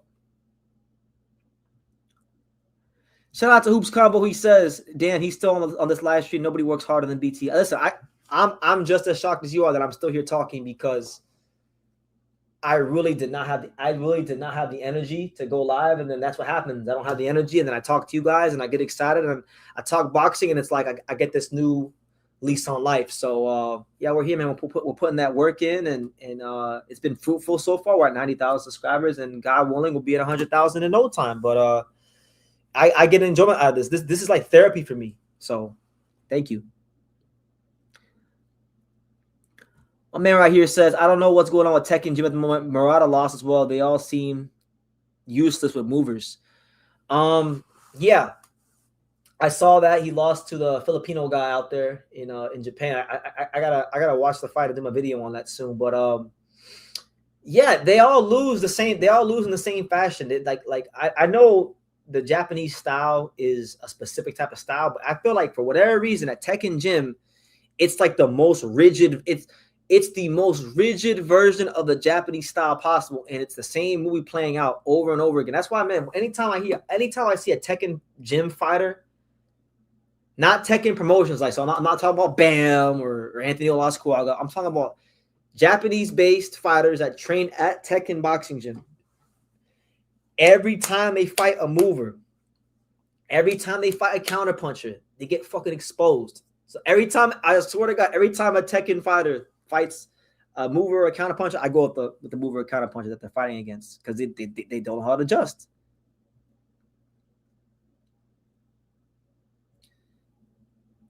God bless, Lance Meyer. Thank you. I think the problem with the Tekken style is that they can't get in the opponent throws. It's just a lot. It's a lot. It's a lot. Have you ever thought about doing the collabs with other channels like Boxing Wave, Boxing Gems, Box Ego? Those channels, do you know them? I mean, I've been around for almost 11 years now. Of course, I know all these channels. Um, I don't know all of them personally, but like I've come across them either in real life or on YouTube at one point in time or another. I mean, I'm not against it, but it's like I have so much stuff that I have going on that it's like the only person that I really want to collab with is the guy that I already collab with, which is Sean Zattel. But I mean, I'm not against collabing with Boxing Wave, who I've interacted with here on a couple of times. He's super chatted a couple of times. He's a good dude. I'm not against collabing with Boxing Gems. I've had him here on my lives before, like years ago. So those are good dudes. I don't know Ego, and I don't want to say anything bad about nobody, but I collab with the guy that I want to collab with the most. That's Sean Zattel. One of my best friends in the world. Nakano, Iwata, Takami, Murata, Tenshin, all beaten by counterpunchers. But yeah, and to your point, Riku Masuda, very good fighter, or not very good fighter, but a very good puncher, I should say. We don't know how good he is. We just know he's 8-1. He's only lost as a close decision loss to Seiya Satsumi. But Donaire's got a lot of experience, damn near 25 years of it, and unlike Tsutsumi, who's a crazy volume puncher who has more layers to work out, really when Donaire fights Masuda, all he has to worry about is taking away that God's left hand. If he takes away the God's left hand of Masuda, he's going to beat the brakes off of him. Everyone knows that. So, there might be another one on the way. Joel says, I'm sad that Rene Santiago doesn't get to defend in Puerto Rico. Well, the reason why he doesn't defend in Puerto Rico is because Rene Santiago is signed to All-Star Boxing and the Sabalas, who work hand in hand with Mr. Honda, which is ironic because the Sabalas are Puerto Rican. They're Puerto Ricans based in South Florida, based in Miami. And, but the primary lion's share of their business is in Japan. So they're going to always... and especially for those weight classes, that's where the big money is. So unfortunately, that's where it is. Unless they could do some sort of co-promotion with Mr. Honda and Golden Boy and do like a Puerto Rico super fight between Colasso and Santiago, then you have a chance for them to do that. But other than that, you go into Japan. And speaking of that, man, I feel like I say this every live, but I'm gonna keep saying it, and hopefully one day it just happens. They gotta stop playing my boy Yugo Osaki, man. It's getting ridiculous. Like that, literally nothing's happening in his career, and I don't know what's going on. So I don't even know what if he's okay. Like I have not heard from him in months. So hopefully he's good. But either way, they gotta do something for that kid because All-Star Boxing got him signed and. He was supposed to fight to become Rene Santiago's mandatory in October, and that didn't happen. And time's just ticking and ticking. He's not fighting, and nothing's happening. There's zero money behind Santiago. He's still working as a janitor despite being unified.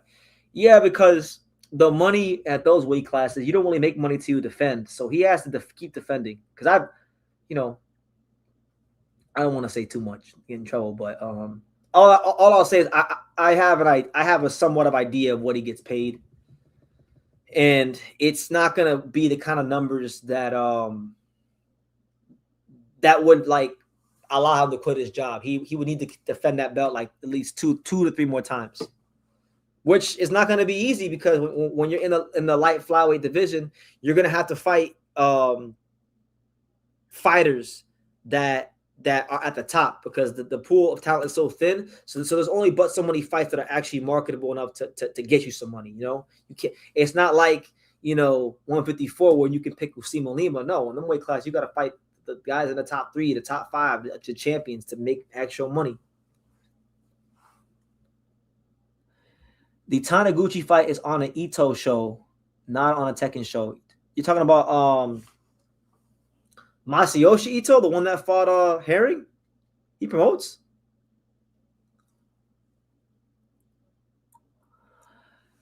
Yeah, I mean, me too, but like I'm kind of just like, yo, like whatever happens, that I'll get excited about it. Until then, I mean, I just put it in the title for today because it was one of the main stories of today. But really and truthfully, I'm tired of it. I'm tired of it.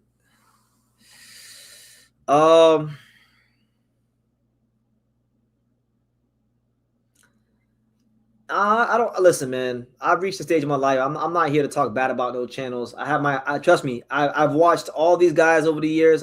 There's some I like, there's some I don't like, but I don't feel the need to talk bad about anybody. All I'll say is I do like Punch Drunk, and I have been on the Boxing Voice a couple times. I know people don't like Ness, but Ness, whether you like it or not, he puts that work in, and he's been here before even I was here, and I've been here for quite a long time. So you got to respect people that put the work in.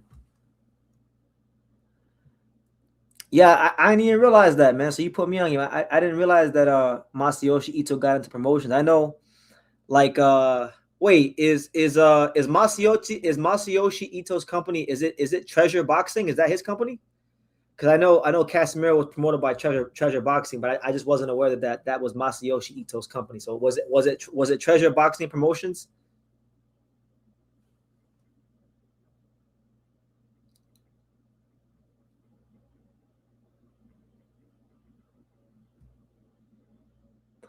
Damn, I can't believe we almost 3 hours in. So, guys, I'm gonna go these last 10 minutes, and then I'm gonna go ahead and dip because tomorrow I'm not going live tomorrow, and then Wednesday's my birthday. So maybe Wednesday late at night. Maybe Wednesday late at night I'll do like a special 90-minute to 2-hour stream. I'm not gonna plan it. I'm just gonna be sitting here talking shit on my birthday. So I'll be 31 years young on Wednesday. Young OG now. I'm an unk.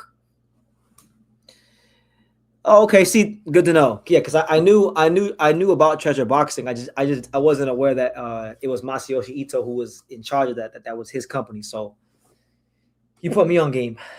That's good though. It's good that the Japanese boxing market is getting more diverse. I know a lot of people.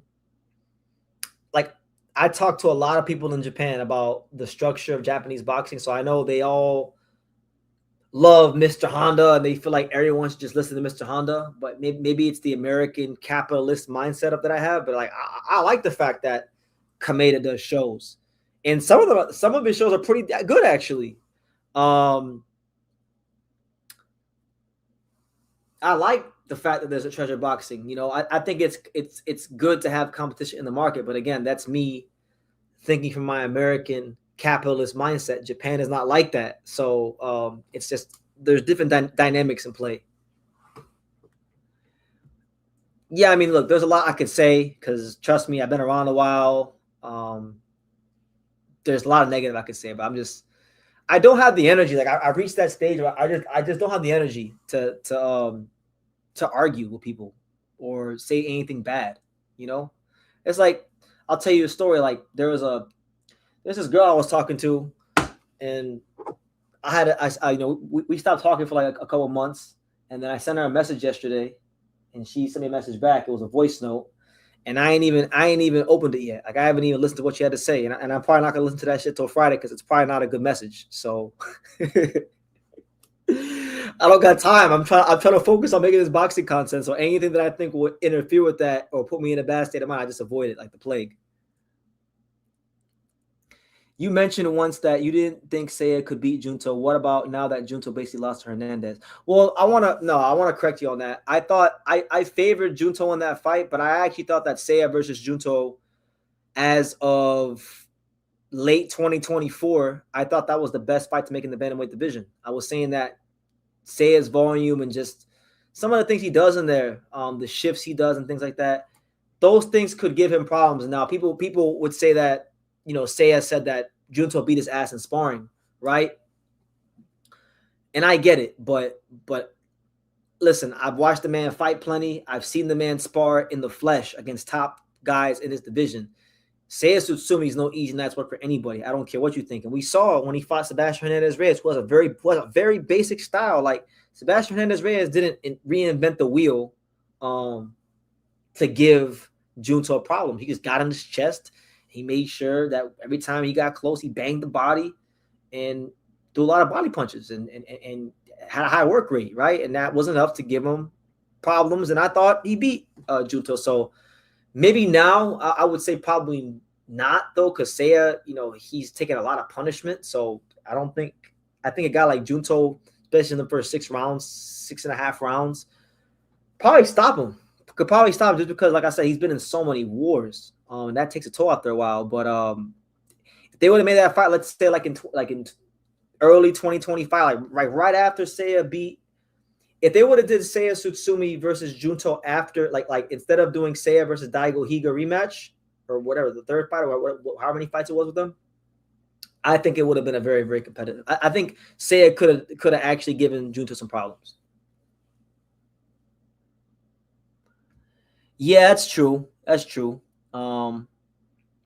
Yeah, Reyes wasn't. He was getting hit with some flush shots, and he was taking those shots, and he kept moving forward. So that durability is the difference in that fight. But I thought like in 2024, late 2024, that Seiya Tsutsumi versus Junto Nakatani was the best fight to make amongst the Japanese bantamweight champions, because at that point all the champions from in the bantamweight division were from Japan, and I thought that outside of Junto, I thought Seiya was the best one at that time.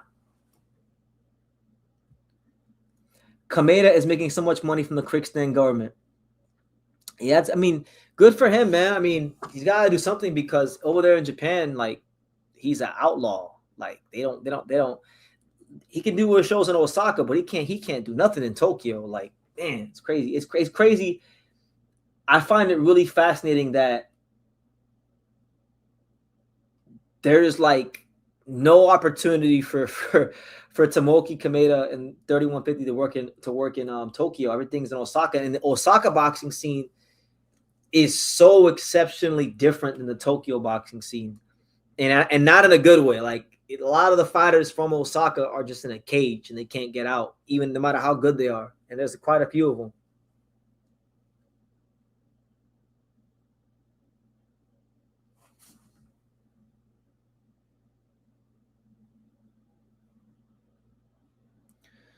Hoops Combo says, you, Sean Zattel, Boxing Waves, and Boxing Gems are my favorite channels. I'm in good company. Those are all world-class channels. In the case of Sean Zattel and, well, I don't want to be dishonest. I don't really watch as many channels as I used to. So really, like I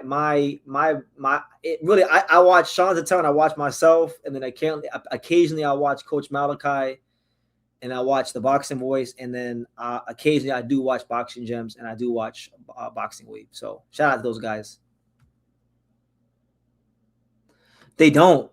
People see, the problem with people is they romanticize Japan because they feel like, okay, it's different. They get good fights. All the cards are great. That means there's no politics. No, Japan is a country of rules. Japan is a country of order. There is just as much politics in Japanese boxing, and in some cases, even more politics in Japanese boxing than even in America. Because mind you, there is no Muhammad Ali Act in Japan, so your manager and your promoter could be the same person.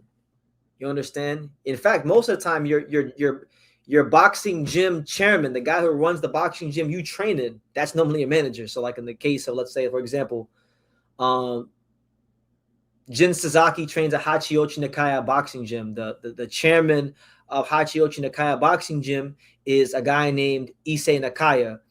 Issei Nakaya, while being a manager, while being a guy that does manage the gym, also gets a certain amount of dates for the gym to put on local fights, normally at this place called Shinjuku Face, right? And I've been there before, right? And that's how it is for a lot of gyms in Japan. Yeah, I would agree. I would actually say there's more. I didn't realize that when I first went to Japan in 2023. I didn't realize how much politics there was in Japanese boxing, but I'll tell anybody, you think there's politics in American boxing, man. You go to Japan. I might need to, you know what? I might need to do a whole video on Japanese politics, like a long 30-minute breakdown on Japanese boxing politics. Who was the best in Japanese boxing of all time? It's either Inoue or Fighting Harada. you know. But I mean, they got a very rich history. I believe the fourth most world champions of all time. And there's a lot of guys that don't have like there's a lot of guys that were great fighters that get forgotten about from Japan. Like so many, like Kuniaki Shibata. He beat one of the greatest Mexican fighters of all time, which was Vicente Salvador. He beat him. Salvador was one of the longest reigning featherweight champions ever, and Shibata beat the shit out of him. And Shibata was a great fighter, in his own right. But yeah, there's a lot of guys that get forgotten about from back in the day and yesteryear. That's what I'm saying. Like your manager, your trainer, and promoter can all be the same person in Japan, and that's the thing that people don't understand about how things work over there. Because look, what I'll say is this, and what 3 hour mark I'm still talking. For every Inoue, for every Kenshiro, for every any great Japanese fighter you can think of that's really famous, right? That we know about, there's a massive pool of guys that don't get opportunities, that slip through the cracks. It happens. It happens in Japan. The same way it happens in America, it happens in Japan too. And while that's happening in Japan with those guys, they have to deal with these kind of things because they don't have a Muhammad Ali Act over there. You know? My man says, yeah, Lance says, just take your shoes off at the door here. Yes. Take your shoes off, drink some coffee, call your wife, call your girlfriend, tell her True School's on the tube. How the fuck am I still talking right now? I really can't believe I'm still awake just talking to you guys, rambling about boxing. And I can't believe there's still like 30 of you here listening to me talk about random Japanese politics, but that's what we do here. Because I'm not going live tomorrow. And Wednesday I'm gonna be off my phone pretty much the whole day until I come on here live on Wednesday night. So I might as well make it count, right? I might as well make it count because I'm getting a day of rest tomorrow. But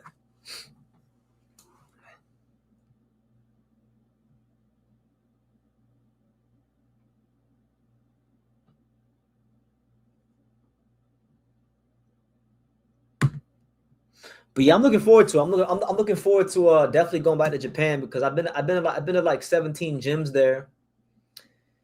And there's one gym out in Hiroshima that I'm supposed to go to because I got a friend, this Puerto Rican guy who opened up a gym in Hiroshima, and it was funny because, he asked me for some advice about Japanese boxing in 2024, and then the guy actually took my advice and uprooted his whole family and moved to Hiroshima, Japan, and somehow opened up his home boxing gym there, which was beyond my comprehension. So that was pretty impressive to me. But I'm supposed to go there. Have you been to Canada? And are there any up and coming fighters from here that you know of? I've never been to Canada. I really want to go to Canada because for so many reasons. Number one, I'm a huge hockey fan, so I've always wanted to go, catch some hockey games in Canada. I know people in the Canadian boxing scene. Like I know this guy named Sam. He like works at Better BF and Makhmudov and those guys as like a cup man and does some training as well. I know Russ Amber. I know Ryan Ruzicki. Who else do I know from Canada? I know this one girl from Canada. She's pretty fine. That's another reason to go. There's this Canadian Latina that I know over there that I gotta go pull up and see. Yeah. I mean, I know a few people in Canada, but no, I've never gone. I've always wanted to go. As far as upcoming fighters. I mean, as far as like at the prospect level, I'm not gonna lie to you and act like I'm super tapped in with my Canadian boxing because I'm not. Like I know the guys that are at the contender level, and I know the champions, right? So maybe Talkers watches a lot of boxing, so he might know some guys, but I can't name anyone off top right now. I know Olis Iglesias, I know Christian Billy. I've heard of Matthew Wilkins. I've heard of him. The streets need another. Oh my God, 90 days of boxing. I don't know if I could do it again, to be honest with you, champ. If I do another 90 days of boxing, it's gonna have to be while I'm on the road. It can't be while I'm home, because when I'm at my house, I just don't have the energy to go live every day like that. So if I ever decide to put myself through that hell of 90 days of boxing, it would have to be like while I'm in Japan or something like that, or like when I'm in camp with Angelo Leo or something like that. Like I'd have to really be somewhere moving around. Because if I'm at the house, if I'm in my hometown, it ain't gonna work. It ain't gonna work. So I won't rule it out. Although I will say it's like it's not something I want to do again. But maybe if I just plan it out, maybe we could do another night. Maybe we could even do 100 days of boxing, because I know a lot of people, they enjoyed the 90 days of boxing series.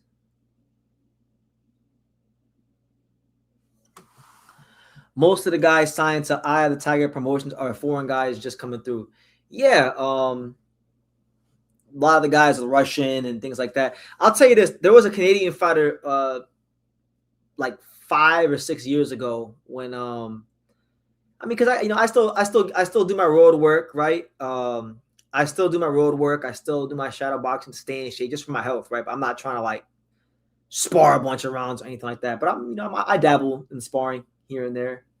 But the last time in my life when I was really serious about sparring, and I had these thoughts, maybe pursuing boxing even in the slightest bit, there was a Canadian fighter I sparred who was a professional fighter. He wasn't a high-level professional, but he trained briefly under Orlando Cuellar, and I sparred him in 2020, late 2020, early 2021. His name was Ryan Jones. I think he was like, I'm gonna say he was like maybe 4-0 or 5-0. He had no more than like 7 fights. And I remember I sparred him. I did all right. I did pretty good. Did pretty good against Ryan Jones, But other than that, like, I don't know too many Canadian fighters, just being honest. He says, haha, we love you, BT. Keep up the great work, my friend. Yeah, man, thank you. Thank you all, you guys. I know I'm getting old, because I'm to the point now where I'm just down in coffee 24/7. Otherwise, I can't function. So this is why I'm still talking for 3 hours. This strong Cuban coffee. I know a lot of you guys don't come from like Hispanic backgrounds. You may live in a part of the world where there's not a lot of Hispanic people, and you don't have Cuban coffee. But if you've ever had like Cuban coffee, it's very, very strong, and it'll have you awake for a long time. So that's what I'm having right now.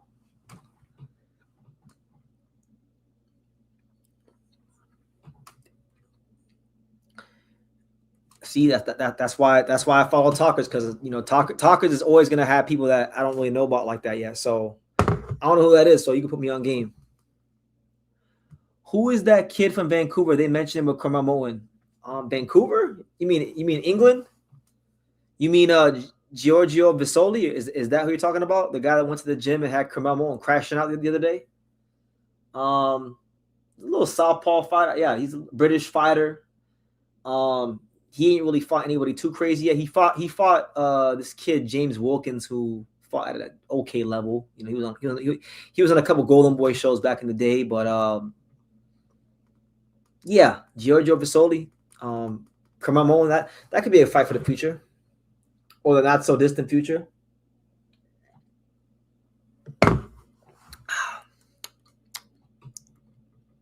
Yeah, Eye of the Tiger, they out here running the game at 168. They're running the whole gambit right now. They got a lot of talent there. But watch out, guys. Watch out at 168 for my boy Ian Green. He's coming. My boy Ian Green is coming for all the smoke in 2026. He's got Roy Jones Jr. at the helm. He's actually a guy that I think could learn and actually benefit from Roy. He's one of the few fighters I think could train at Roy. He's at 68 now. He's got a little stay busy fight coming up. And then after he wins that fight, the safety is coming off the Glock. All 68-pounders can get it.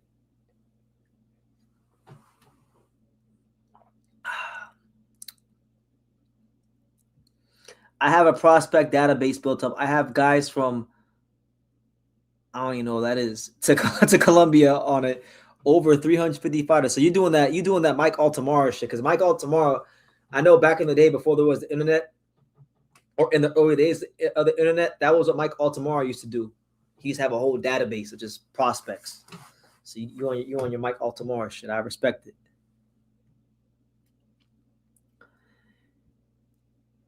Damn, you guys are. Is it a bad thing that Is it a bad thing? Like you guys are saying, Carmelo is very Zuffa. Is that necessarily a bad thing?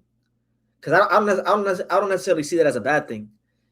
You know, Zuffa boxing might actually fuck around and be the best thing that ever happened to American boxing. You know, and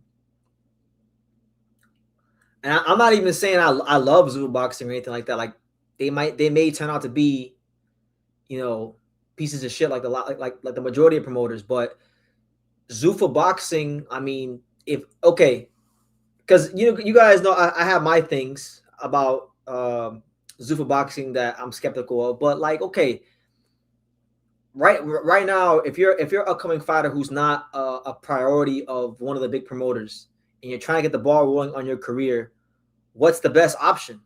Like, you can't go to PBC because they don't really develop prospects anymore, right? And they don't even have that many shows. Top Rank doesn't have a network. What's Matchroom? Maybe you can go to Matchroom. And then Golden Boy, you know, that's primarily a Mexican American company. And even with that, it's like every fighter that prospers on Golden Boy winds up suing Oscar. So it's like the available options aren't too positive, right? So if you're a young fighter trying to get the ball rolling on your career, I'm not saying it's safe because, you know, in this game nothing's really safe, but I mean, they're on Paramount Plus. They got a consistent schedule. A lot of promoters don't even have that. They don't have a big platform with consistent dates. So, fuck it, it might turn out to be great.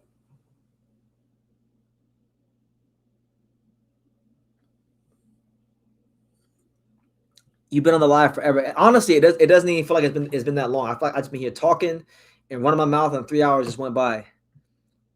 I'm not a hater of Zuffa for their market. I'm not going to be happy when they try to be cheap on the big market. Yeah, we're going to see. My man right here asked me, I know Ken Sherrill didn't fight on the Inoue undercard, but who would you like to see him fight next at 115 to get into the win column? I haven't even thought about that because I'm really just pissed off that they pulled this bullshit with Ubaldo Garcia. I don't really think Ubaldo Garcia. I don't.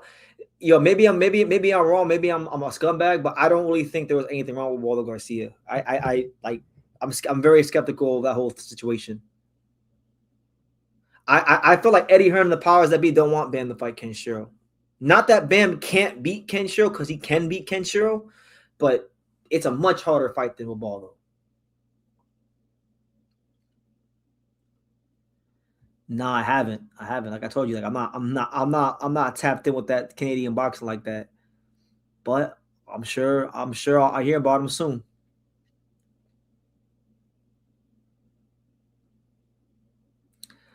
I've heard all kinds of things about Zuffa. I don't really think. I think long term Zuffa is going to want to do things with their own belt, but you know, early on, I think they're going to let guys do what they want with the belts just so they can get them comfortable because they can't really say shit right now. Like they've only had 2 shows. They don't got no skin in the game. Now, once they got skin in the game, once they get some more high profile fighters to get on board, then I think okay, then they're going to say, you know what, nah, forget what you're talking about. We're gonna fight for the Zuffa belt. Albert Bell on points.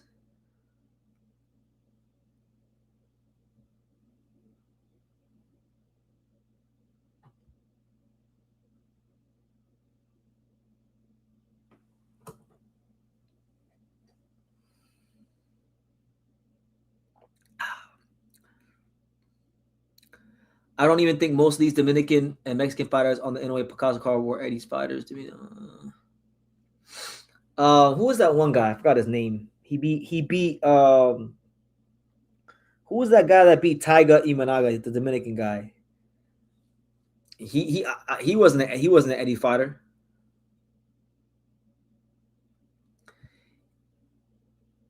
It is Agjagba versus Fat Week. Are we excited? Is it?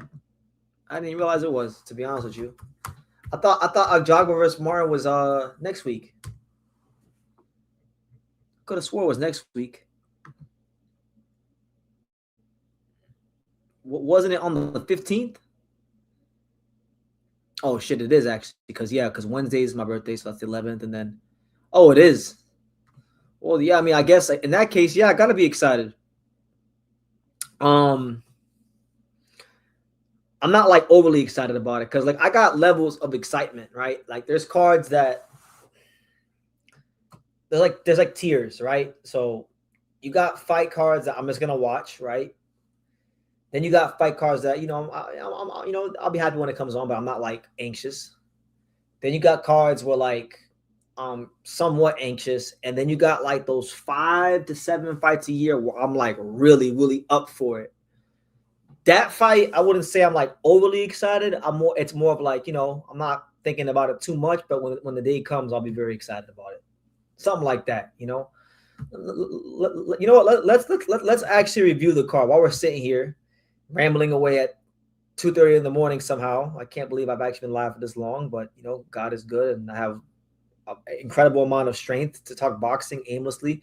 Oh my God. You know what? Hey, I'm excited. Oh my God. Yo, forget Charles Moore, F.A. Jog, but guys, we got South Florida's very own back on the card. We got Ahmed El-Biali. Yes, the American Pharaoh. Yes, he's. I didn't think this day would ever come. Where my main man, 50 grand, Ahmed El-Biali will be fighting again. He's a friend of the channel. I got a lot of love for Ahmed. He's had a difficult career. I don't want to like put the man's business out there because it's between him and the people that it happened to. But let's just say Ahmed is one of those guys that pissed off the wrong people, and his career got stalled out, right? Wow, Hyro, it's 2:30 in the morning. Why are you asking me like these tired ass questions? He says, "Why haven't you made videos about Jordan White?" I don't know. I have made videos about Jordan White. There's just certain fighters I made videos about. There's plenty of fighters in boxing that I know very well who they are. That I just have made videos about them. He's one of them. Decent fighter. Oh, he went to Zuffa? Good for him. Guy like Errol Garcia, that guy is gonna benefit from a platform like Zuffa because he's never gonna benefit from the way boxing is already. Why man? What a random ass question. Why haven't you? What are you gonna ask me next, Hyro? Why haven't you made videos about? Let me see who's a random fighter that I've never made a video about. Let me see. You're gonna say BT. Why haven't you made any videos about Brian Jimenez? What BT? Why haven't you made any videos about Brian Ceballo? I thought this was anything goes. You talked about it is. I'm just like, damn, out of everything in the whole sport of boxing, like you picked Jordan White. Like, I mean, I ain't got nothing against Jordan White, but it's like you picked Jordan White. God bless you. Joshua Pagan versus Brian Jimenez. Who do you got? I don't know a ton about Brian Jimenez. I'm not gonna lie to you. I had Joshua Pagan. I interviewed Joshua Pagan on here in 2024. Good little fighter, solid fighter, Salida Promotions fighter, decent boxer. I mean, I don't know the other guy like that, so I don't even want to make a prediction because then I'm being disingenuous. I'm just gonna pick the guy that I know. Why haven't you made videos? See now, Talkers, he's asking the pertinent questions here, which is, he's right. Why haven't I made videos about Muhammad the Falcon Wasim? It's true. Guy had a really entertaining fight his last fight. I seen some clips of it. I'm one man, guys. I'm one man. You guys see, I drink a lot of coffee. I don't know. Sometimes I don't have an answer for you. Sometimes there's a lot of boxing going on during the week, so I gotta pick and choose what I gotta make.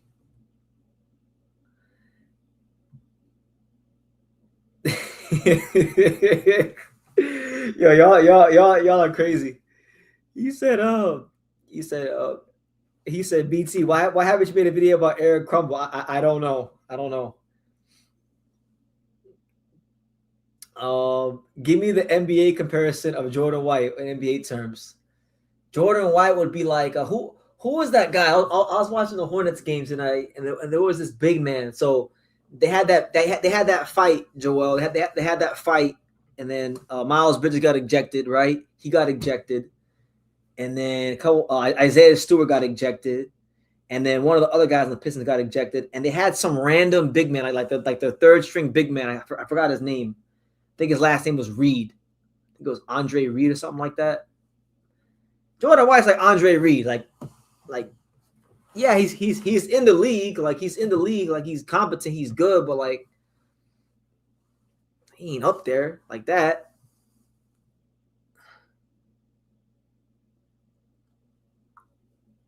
You mentioned that you were going to Leo's camp. Are you still going? Everything goes right. Yes, I'm 1000% going there. I've already talked it over with Angelo and the dad. So yeah, I'll be there. I'll definitely be there. This will be my third camp with Angelo, and this will be my sixth fight overall. I've been at every fight he's had since Stephen Fulton, so nothing's changing. Who would be your NBA comparison for Angelo Leo? Oh, that's a good question.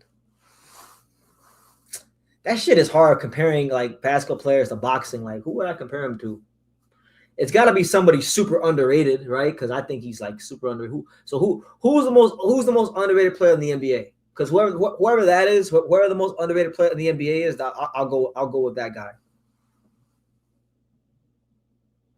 BT, why haven't you made a video about John Paul Rivera? Well, I have actually. I made like 2 or 3 videos about John Paul Rivera. So you tripping there? Hey, want to know what's better than Cuban women? Where's the video of Michael Angeletti?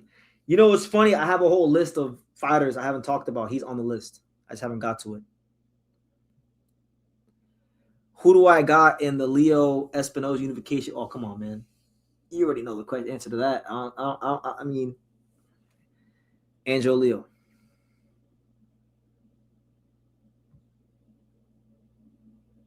Do you think Devin Haney versus Xander Zayas can be made? And if they do make the fight, who do you have winning and how? If they make it right now, as crazy as it sounds, Devin Haney on points. I mean, I think Xander needs more experience, but I mean, it'd be a good fight. You haven't covered Julian Smith. Yes, I have. I made 1 or 2 videos about Julian Smith. You're wrong. I made a video when Julian Smith beat Orestes Velasquez. Man, Harold, stop hating. Stop hating, man. You out here hating. You don't know how deep the True School video archive is. I mean, yeah, sure. I have made a video about Michael Angeletti or Muhammad Wasim. There's some guys that I haven't got to yet, but inevitably, I always get to it at some point. Even Albert Bell, like I'm gonna clip the Albert Bell segment later, Hyro, and he's gonna have a True School Sports video finally. So there you go. Then you'll be able to stop whining and complaining about where's your Albert Bell video, BT. Who's my NBA comparison for Hyro? My NBA comparison for Hyro is Mark Madsen or Eduardo Nahara. One of them bench warmers. One of them clown bench warmers. Brian Cardinal. Yeah. For the basketball fans, do y'all know Brian Cardinal? Hoops Combo. Do you remember Brian Cardinal, the custodian? Who was that? Who was that little Mexican point guard for the Hornets? Jorge Gutierrez.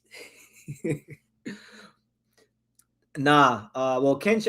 What's his name? Talkers that said that Ken Shiro's fighting that African guy. I forgot it. Richard something. Ricardo or Richard, whatever his name is.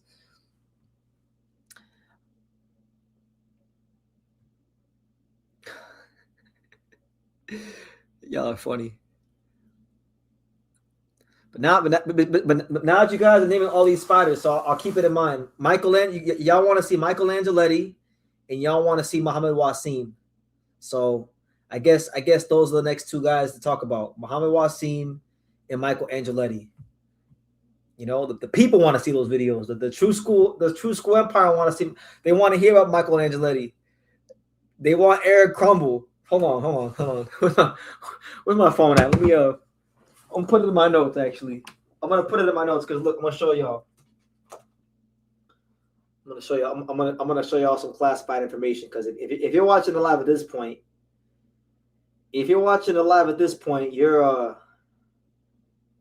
friend of the show. So look, I'm gonna show y'all. Look, so this is my notes, right? So in my notes, you have like all the videos I have to do, right? So like I got like Abdullah Mason, Cordina, Catara, Jose Ramirez, Brendan Glenn, Opataya, Santiago Taniguchi, Ryosuke Nikita versus Mercado, and then I gotta still do my video about Subaru Murata losing, right? His first fight.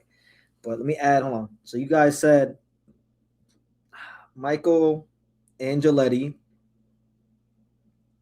Eric Crumble, and of course the untouchable Muhammad Wasim. The infamous Muhammad Wasim. So there you go. You know, it's there. And once it's in my notes, you know, it may take a while to get to it because I got to get through all those, but eventually I get to it. So it'll be coming in the coming days and weeks. You know, just stay tuned.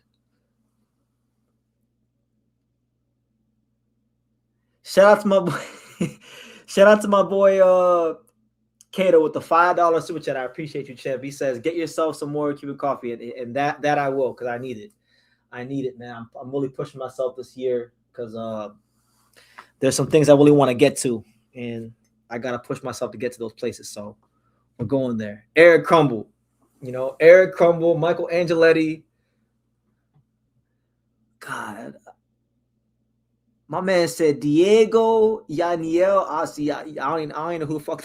I don't even know who that is. That's why I love you guys, man. That's why I love you guys because you be naming the fighters like I don't even be knowing sometimes. So sometimes it's good. Like, oh, yo, Hyro on GP, I might block your ass for calling me Jamario Moon. Jamario Moon is trash, bro. Don't ever call me Jamario Moon. Jamario Moon was a bum.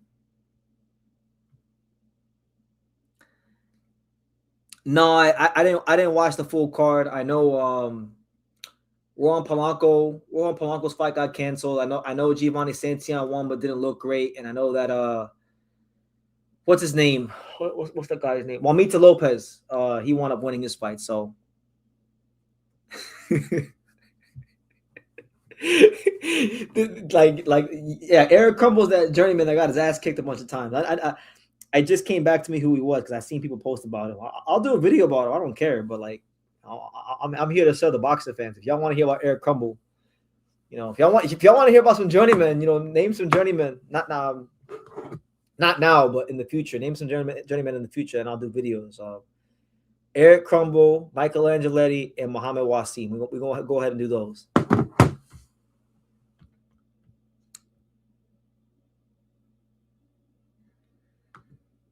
I'll check them out.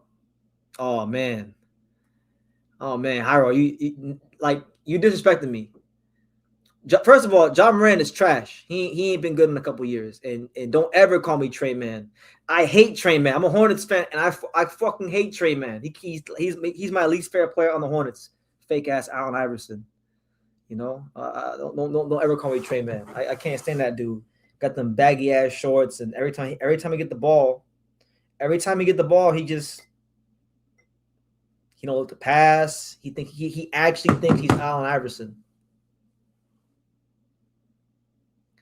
But guys, look, I think on that note, we're 3.5 hours in. I actually, believe it or not, I actually have things I have to do in regards to editing, and I did not think I'll be live this long. So shout out to everybody who tuned into the live. I hope you enjoyed the 3.5 hour ramblings of BT and True School Sports.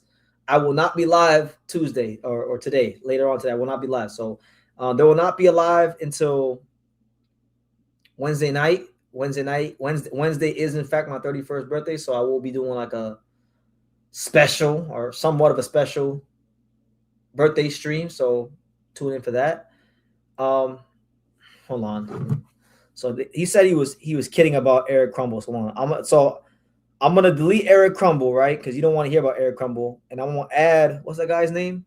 I'm gonna add Diego. What's that guy's name? Diego Yaniel Ortiz. Is that his name?